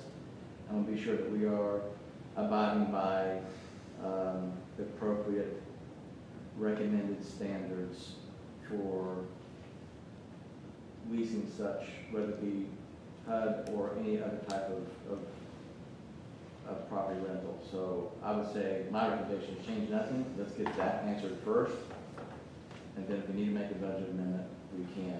And I'm somewhere, I want to be modest. If we're staying in this business and it's appropriate, we do what we need to do. I'm modest. I've said this, it was March last year, I said the exact same thing. I'm fine with a modest increase. I can look at the comparables myself. We've gotten comparables last year. We have the committee, but the finance officer telling us, we know that we started rate way low, but the average is 3 to 8%. That was last year's number, so the increase, so we're so low. I'm fine with going up. 525, 550, 600, whatever, but it's gotta be modest, because remember, you know, we want people there to take care of the house and be happy. My concern is, are we meeting those federal and state standards for being a landlord? Is Summerfield becoming a slum landlord by renting a house in this condition to this man? I think it's a reasonable question. Sorry, Pam. I'm sorry, still a question. Okay, I agree with Heath. We hold everything, we do our due diligence, and then bring this one back to the table, and we need to do a budget amendment. Are y'all okay with that? Fine with that? So, And as far as what goes in the budget, we can all individually. Just leave it at Speak 5. to Twig before a certain date too, to make Are sure you it's doing in there. that, Charlie? Yeah. Okay. All right, moving on. So we already addressed that's the revenue. Foundation revenue, vendor, all that. We didn't address that, I'm sorry, I was saying the wrong thing.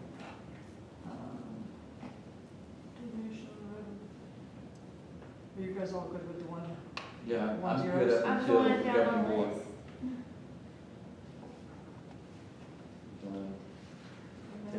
I'm at the governing board of training and education. You see? Okay, we talked about,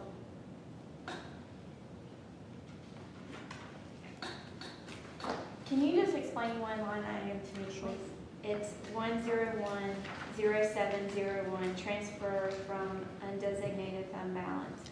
So So that number, which probably adjusted by about 1,400 from that change, is just the difference between, so if you go all the way to the bottom of the document, there are the totals there. So our operating budget, excluding capital expenditures, you'll notice that I have it broken out by capital expenditures for the town, like repairing playgrounds, things like that, things over $5,000, versus grant project expenditures, so they're separated out. But just the operating budget, non-capital expenses or grant projects, we're at $2,314,794. And our projected revenues are $2,246,010. That means that line, that operating expense is not covered by revenues. That would mean that the fund balance line that you just asked about would increase to $68,784 from $65,679. And that will probably fluctuate a little bit from the fee schedule revisions that were approved And tonight. based on what decisions y'all consider cutting or adding things to the proposed budget. Right. My note on here is I would like a list each year of the items that made us dip into the fund balance. I think that would be good for us to see. Well, that's outlined every year in the financial audits. Okay. That's where the numbers were pulled from, so I do have a And I did spreadsheet. not pull that to look at this, I'm sorry. That's okay. Okay, all right, thank you. I'm at the governing board of education. The 2 zeros? 2010111. 2020. 111, training education. Council. It's the one that is. Yeah, I had a note about something else, sorry I didn't get there. Oh, well, I have one before that one, can we do that one? The PTRC. So I know that we spend $2,300, a little over, every year. It's a fee we pay. It's 2010108. Yes. These are the rates that PTRC announced they're gonna be charging for 25-26. That's where that figure came from. Okay, so they're gonna go up to $2,400. Yes, ma'am. Okay, so I did PTRC for, I think, 3 or 4 years. And I can say at the monthly meeting that I went to, and I would send a report to all the council so they would know exactly what we talked about. Nothing really pertained. There was only once or twice where I could jump in and say, oh, well, this is Summerfield and da-da-da-da. So I didn't get anything out of that. I know we did used to use that facility, which was part of that fee for, like, if we wanted a training or something like that, that's included in that fee. We still have to pay for a, what do you call it, a facilitator. That's extra, that's not included. But with that said, do we have to pay that? Is it important for us to be part of that? Janelle, you've been on that for the past 3 years. What's your opinion? I would like to actually ask the manager's thoughts. Okay. The purpose of the Council of Governments is to advocate on a regional level for issues and things going on in the region. They're sanctioned by North Carolina General Statute. I get great benefit out of the managers' meetings, going to the managers' meeting, because they specifically have things. It's a networking event and also a training for us. So PTRC has a manager's meeting? Yes, I go to managers' meetings on the opposite months. Okay. I do go to that. Now, Okay. I will say that I have been attending with Councilman Robinson since I've been here, and a lot of the stuff does not pertain to Summerfield. At the regular meetings, the management meetings are very good. The one good thing that I think was actually the last one we went to together was the legislature, the lobbyists who came in, that they had come in to speak about different bills and things going on. So that's where we're kind of at. They do a lot of advocating on things that we don't necessarily use their current services a lot. But currently, there's a $3 billion water study bill that the General Assembly is looking at for the Carolina Corps between Randolph and Forsyth counties along 421. Right. I'm sure the COG will be intimately involved in that and do some lobbying and some other works on behalf of the region. So my recommendation would be we stick it out another year and see how that goes and pay that $2,400. That's a very small price in a $2.4 million budget. Yeah, but you take every little thing out, it's a very small price for a $2.4 million budget. Agreed. No, Right. no That's just- disrespect, but. I'm not disrespected by any decision y'all make, Mayor Pro Tem, today. Okay. I mean, it is what it is, and we're gonna march forward, and I'm gonna sing the If song you y'all think, write. I just wanna know that it's worth it and we're getting something for Summerfield from it. That's what I want. Is there any way to negotiate that down so they thunder in our meetings? Heath, that's your territory. Yeah, that's right. Just give us some goodwill. It's a great question, but it's based on our population. Well, some people were on vacation that week.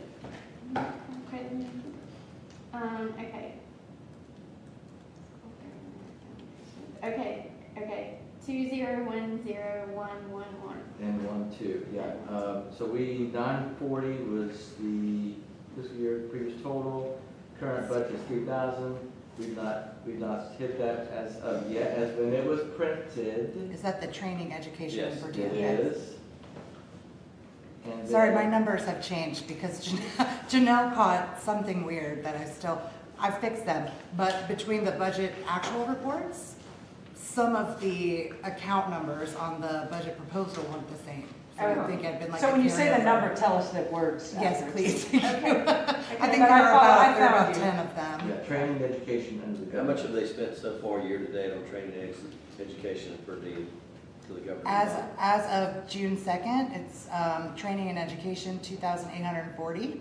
Okay. And per diem and travel, 3,742.70. I can tell you. Say that again. Sorry. Travel. I got too many tabs. Travel as of June 2nd, $3,742.70 has been spent to date. And for training education, it's $2,840.02. So roughly 6,500 is going to come around. Right.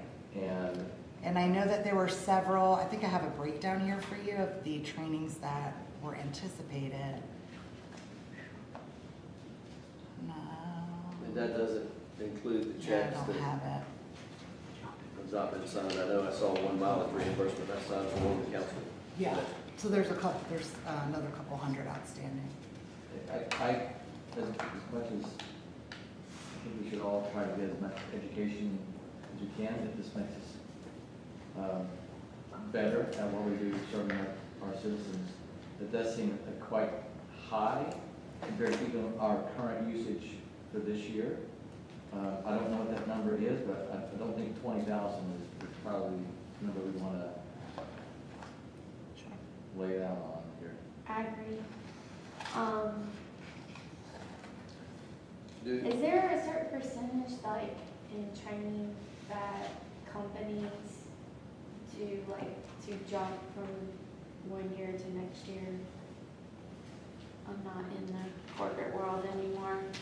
I would like to remind council that there's a possibility to have 3 new seats on this board in the next year, and this takes into account for that, and they will need to go to, if they're new, not reelected, hypothetically, not trying to cast the omens or anything, but they would need to go to essentials for elected officials, and that's gonna be a cost. How much Might as is well that? budget for it. It depends on where it is, but you can figure it's gonna be 2 nights, motel, hopefully they'll all ride together. If not, they do mileage, you got mileage, you got food, and the course. The course is generally relatively inexpensive, but just keep that in mind. Besides city vision, if you decide to go to the League of Municipalities. Mine was in Winston, and I just went back And- and forth and that- every day. I didn't- That's great, that's what it is. Yours was all Ours, right. yeah, it was online. Yeah. So, I mean, it just depends on where it is, where they offer it, so. I don't have a good feeling about this one, but I'm thinking cut it down to 6 and 6, but again, 75, 75. I was gonna say 5 and 5, I think it's too low. 5 and 5 is too low where we're at now. and then let's go with him and we'll split the difference. What do you think? Good. What do you think? That's what I was thinking, 75. You want 75? We spent 6,500 so all here is no issue. 75? So we're doing 75, 75, or 6 and 6? 77. 7 and 7? Okay. Way to compromise. 77. Okay.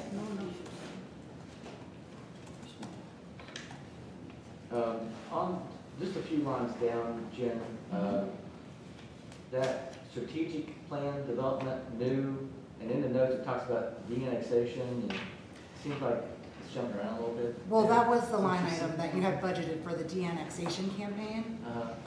That obviously we don't need that, so I just repurposed that account number for the Okay. strategic plan development. Sure, It used to be PR, now it's strategic. Right. You're repurposing it then? I just renamed it. Okay, That's why I put new in parentheses. okay.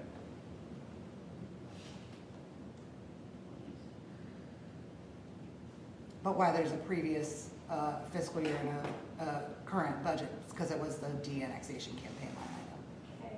Under the governing board, it's council miscellaneous, ends with 105. Just a quick question. In the notes, it talks about, includes security officers. Should that be under the safety portion of the? So this is specifically for council meetings. That's why I had it there. The public safety is a service.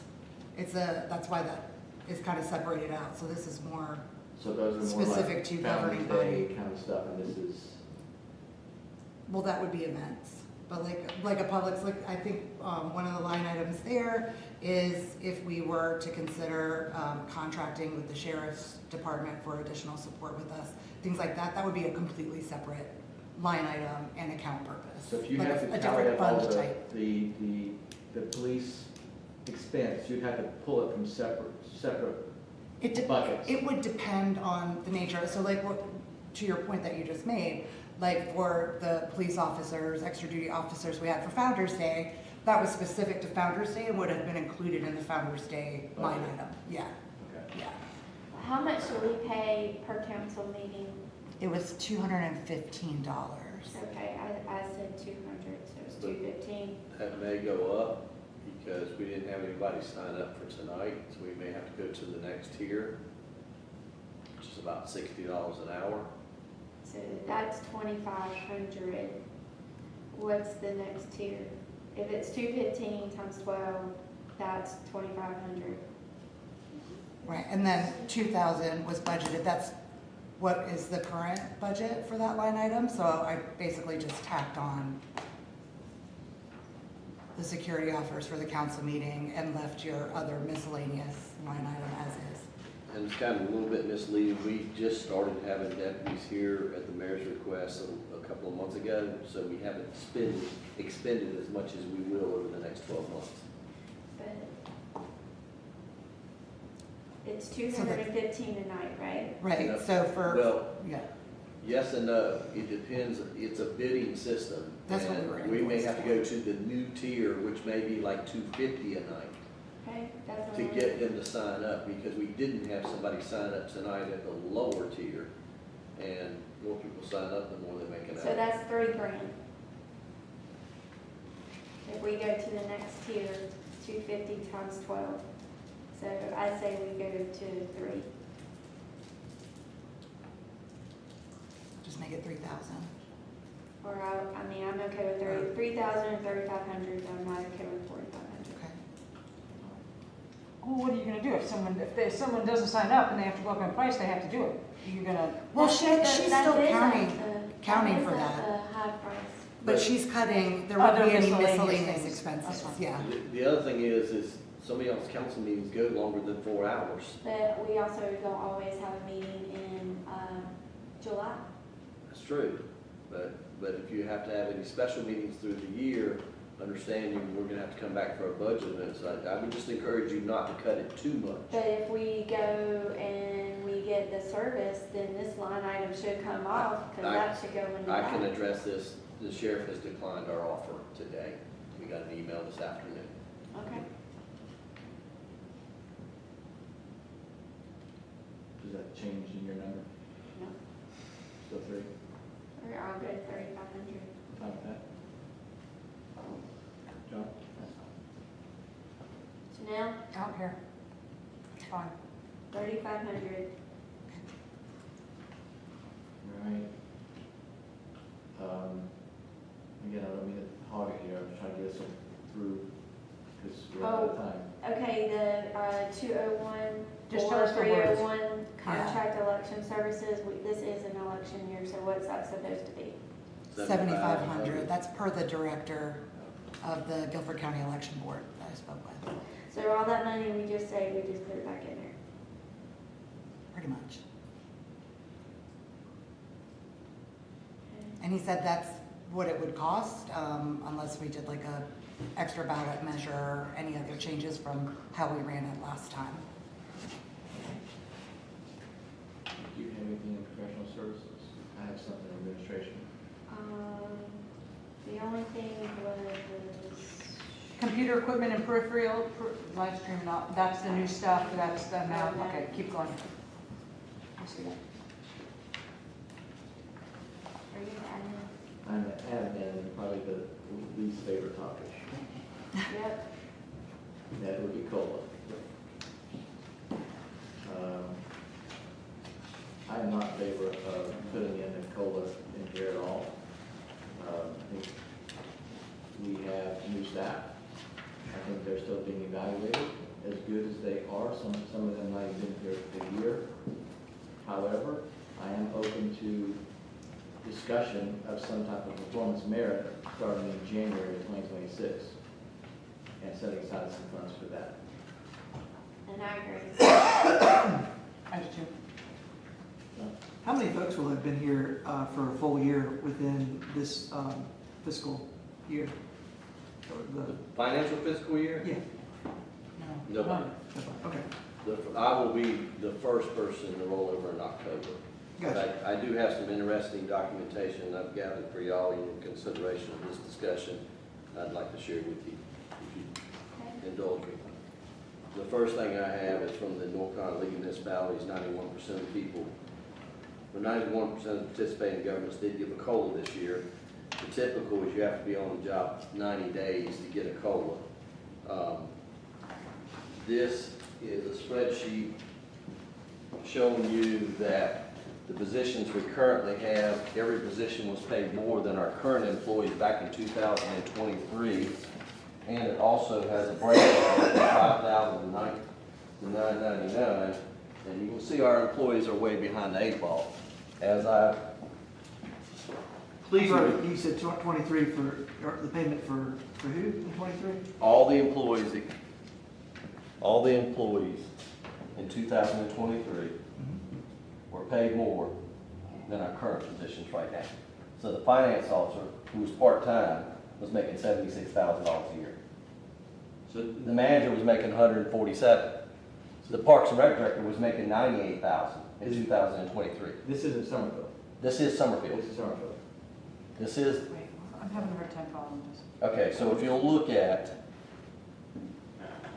23, the little colored bar at the bottom, the green is Summerfield. That shows you what the employees in each one of those positions was being paid. In 2023, the last full year that the employees were here. There's a couple of nuances to that. The finance officer was part-time, to be fair, but she was part-time. It was the planning manager, not certified as our planning director is, who holds higher certifications, holds the national and the state certification. Parks and Rec director was making $98,000. Ours is making $80,000. My concern is, council, if we don't give them a COLA, we're gonna widen that gap. I have one other document I want to share with you to show you what the region is doing They're doing study reclassifications, they're doing COLAs, they're doing merits, and we're gonna get way behind the eight Is ball. is there anything on here that shows the current salaries? I can tell you what they are. I don't Who would you know. like to know? Well, I don't know if that's, I don't want to, It's public record. Who do you want to know? well, it'd be nice to actually have them so we can compare them. Well, the planning director and finance director make $100,000. The Parks and Rec director make 80. The clerk makes 65. So, hold on. So you said the planning makes what? $100,000 currently. And so in '23, the planning manager made 83. Is that Was a right? manager, not a director, and didn't hold the certifications that ours does. Did not have the experience. But was the role essentially the same for us? He was a manager. He was a Did he do green the board same manager. job? I can't answer that. Okay. I wasn't here when he was here.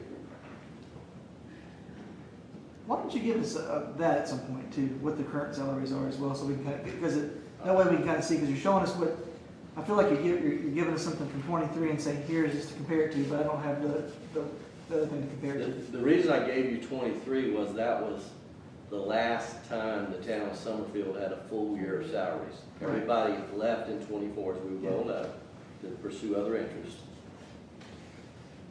My point is that the employees of 23, 2 years ago, were getting paid more than your current employees. And to not seriously consider a COLA, we're gonna widen that gap. Well, that's why I said give us, because you said they were being paid more 2 years ago, but when I just talked about the planning manager, it seemed like it was different. That's why if you would just give us, that'd be nice to have the breakdown, so we could see that visually what you're talking about there. I can tell you off the top of my head if you'd like to write it No, down. I'd rather just have it so I can compare them. Going off the numbers you just gave, looking at the 9,999 statewide employees averages. This is 2024. Correct. Wasn't very long ago. City manager, 153, Correct. and you're at, 140. okay. Parks and Rec director, average across the state is 82, we're at, 80. okay. Planning director across the state is 102, we're at, 100. and city clerk, 59, we're at, 65. and finance director. 100. Anyone else to add there? The maintenance technicians are right in line, to be quite honest. Now, when you skip up to 10,000, 2,000, or 25,000 basically here, here's the interesting thing about this one that we noticed in our research today. The average population is 11,200 for those cities there, and we're at $11,500. But I do 11,500. remember comparisons in the past being like this, and then we said, I didn't know to ask, but how many employees do those towns have? And those towns often were managing a lot more employees than we have. No, they That's another thing, exactly. And it what- was never compared to us So before. that they may have the same amount, but they have 8 services that they're having to Yes. deal with. But where we compete with the employees is the region. That's why I gave you that. What is our regional other local governments doing? And you can see that they're doing all kinds of things, like pay classification, step adjustments, comp studies. There's a lot going on. I just don't want, we've got a great set of employees, council, a great set of employees. I don't want to lose them because the disparity gets too big. That's my point. So I would just respectfully ask that you consider the COLA sooner than later for the employees. Well, I thought we were gonna consider a merit come There you go. January. Yep, So, That's what I suggest. I agree. I don't know what that dollar figure is, if it's 25,000 or 50,000, but not as a form of a COLA. Mr. Manager, your thoughts on that? Whatever's y'all pleasure, I've made, and I'm not being disrespectful, I've made my recommendation. So, I mean, the employees, I think, will be grateful for anything, but to not do anything would be a disservice to our employees. I think it sends the wrong message. Every one of the employees are working 2 jobs. The finance officer's working personnel minus discipline. The planning director has been helping me with special projects. Coon's doing 2 jobs, Parks and Rec and maintenance. Leah's doing public, PR stuff and the clerk stuff. And helping out admin. Yeah, all of them, we got great employees, I just don't wanna lose them. And we're not saying we don't want to give raises, we're saying we want to base the raises on something else. Okay. Well, I mean- if you keep the rate, a 3% rate as merit-based, or if you just want to consider it starting in January, that would cut that figure in half. Because it's only half the fiscal year. So instead of starting in July, if it starts in January, it would go from 50 to 25,000. And it would still give you the opportunity to do a 3% merit increase or a COLA increase to start in January instead of July. Mr. Manager, when's the policy say for you to do your regular reviews? For myself or employees? Employees. I did a probationary review with each one of them, finishing out the probation within 6 months, and then it'll be a yearly. Most all of them will come due late November, December. Mr. Mayor, historically, do you know how often reviews were done before, or like when they first started? Like, was it annual reviews, or would you get one as soon as you started after 2 or 3 months? Do you recall what that was before? I think they did, for compensation, I think it was annual.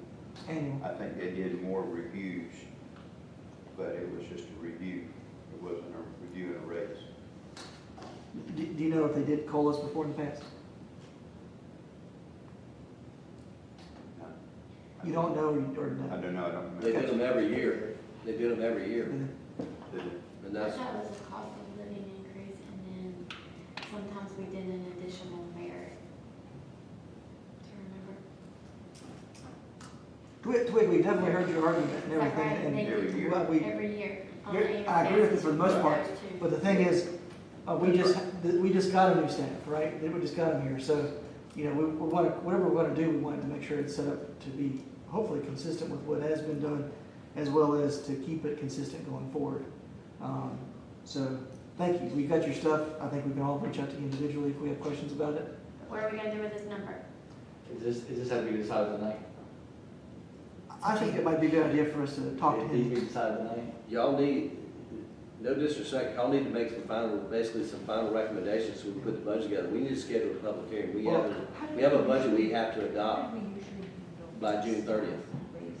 So, I mean, John, what, I think so far it sounds like most of the folks say a year. Are you saying go ahead and do a COLA increase now, or are you? So you think after you, it sounds like the guidance that you're, Set it for January. sounds like the guidance that's being given right now is to cut that COLA increase for time being. whatever y'all decide. What about, I'm saying COLA on there, that's two totally different things. And you can always budget, a budget, this is a living, breathing document that can be adjusted as it goes. Proposed. I'm wondering how we used to do it, and so I was asking the mayor, where did we used to put the money for raises? And it was in the salary section Salaries of and each wages. department versus a line for COLA. So it was salaries and wages under each category, Okay.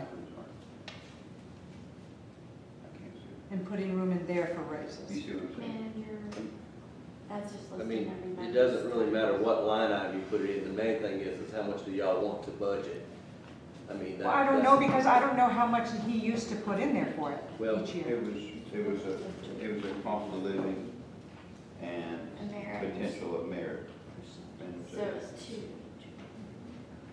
So, but each department was different because their percentages were based on their salaries. But- And each department has different salaries. But we're also saying that it's after a year, right? And from what I understand from the manager, there won't be anybody who's been here for a year within this fiscal year.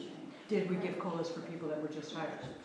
No, So So they not did, to my they got it knowledge. after they reached the year mark?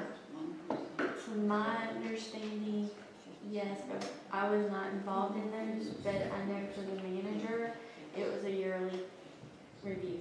Yeah. And that's when they got You didn't get a the raise cost of until the year living, at a minimum. right, cost of living and then merit.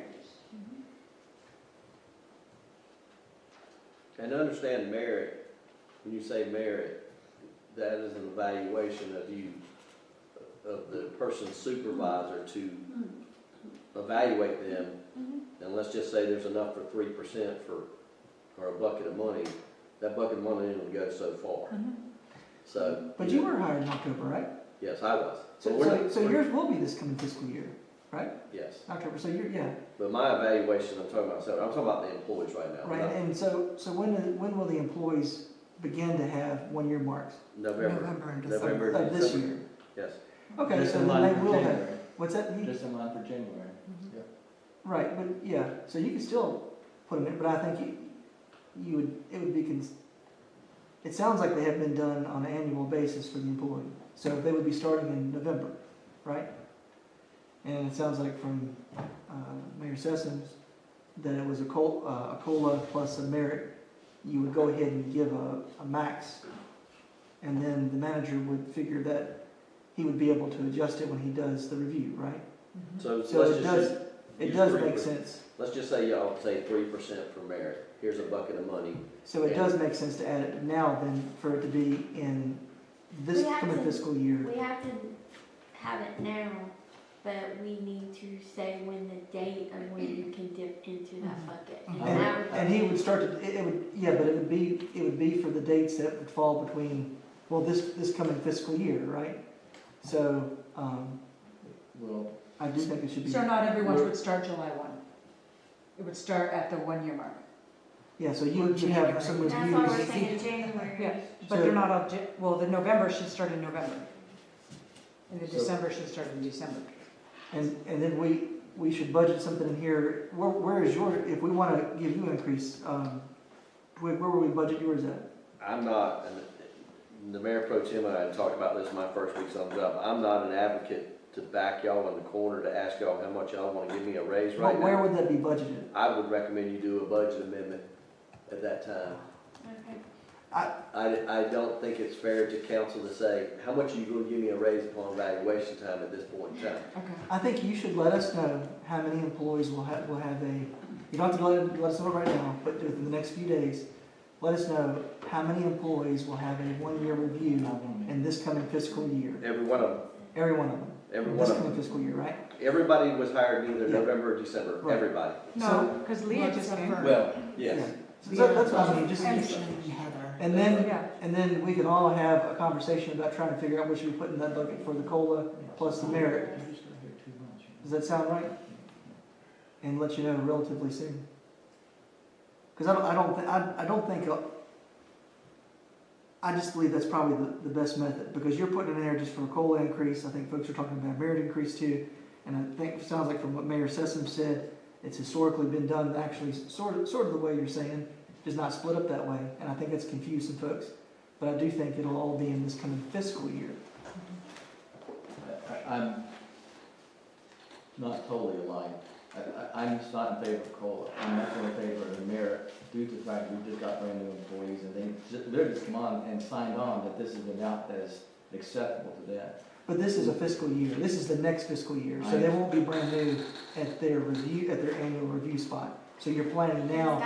That's why we're planning now, because if the review is in the end of December, at that point, it comes January, the manager is gonna use that bucket of money to distribute what we physically have said, this is the amount you can do. But they don't get the review until December.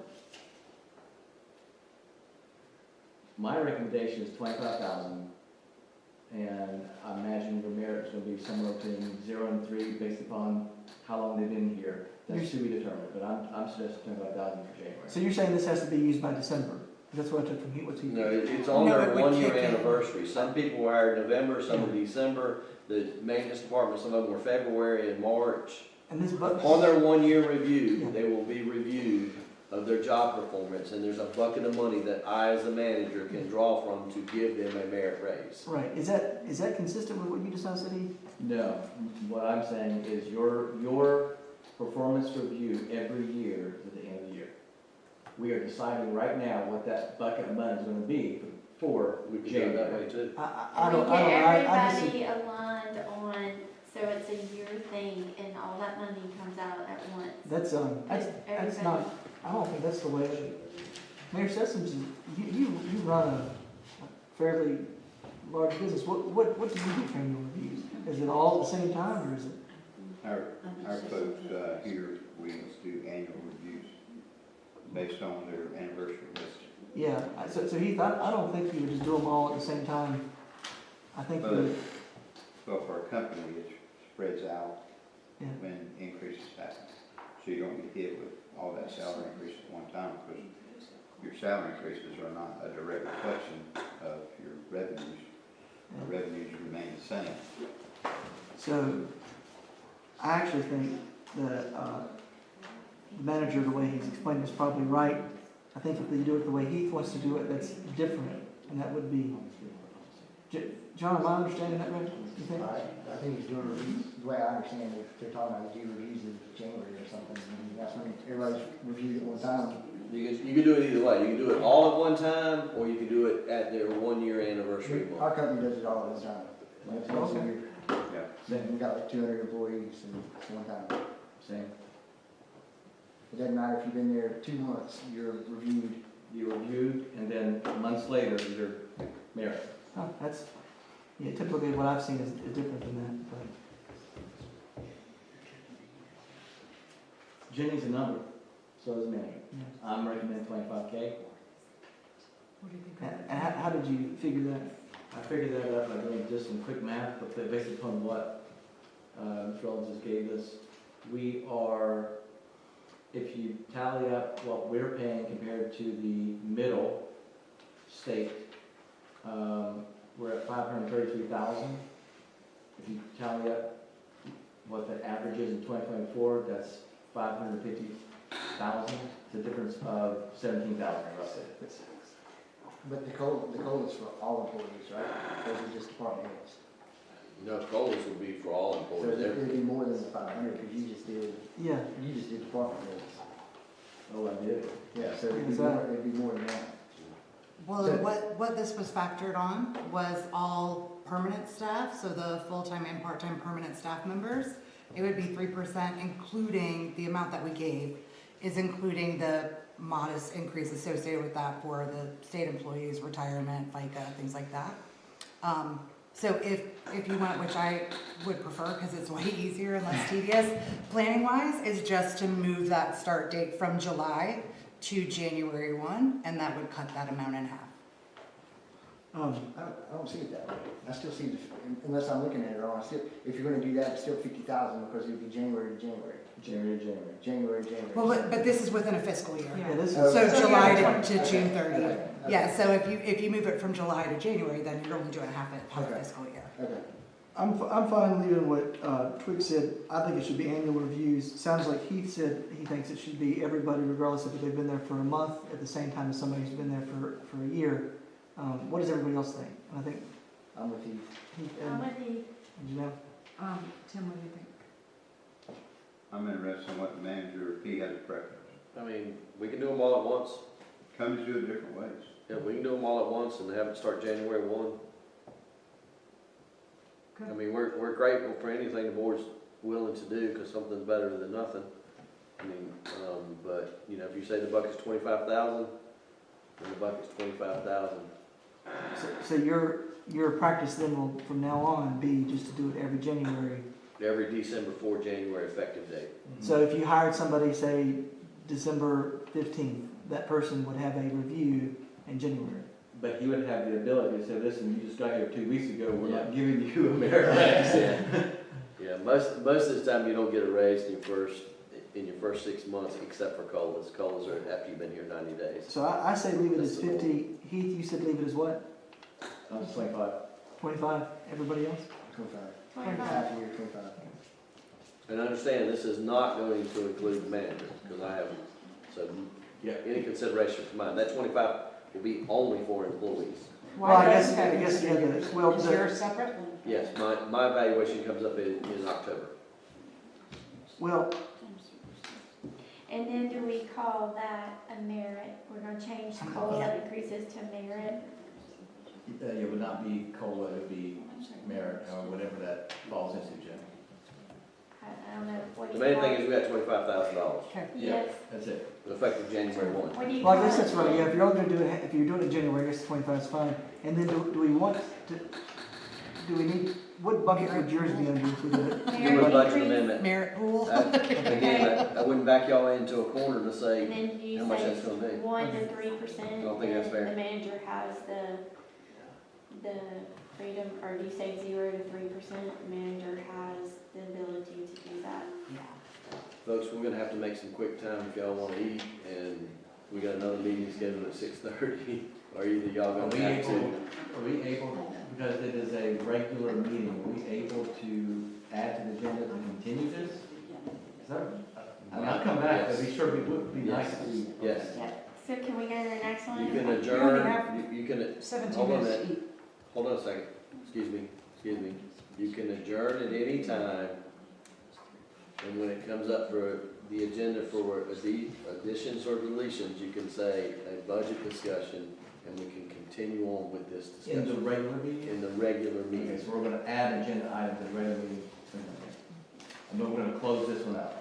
If it's your pleasure to do So that. I'll make a motion that we close out this work session. I appreciate everybody's Have a motion, have a second. Second. Motion and second, any further discussion? All those in favor, please say aye. Aye. Stand adjourned. And I every think your dinner figure is that's, back in the. has been edited based on this discussion, I've put in green font in the proposed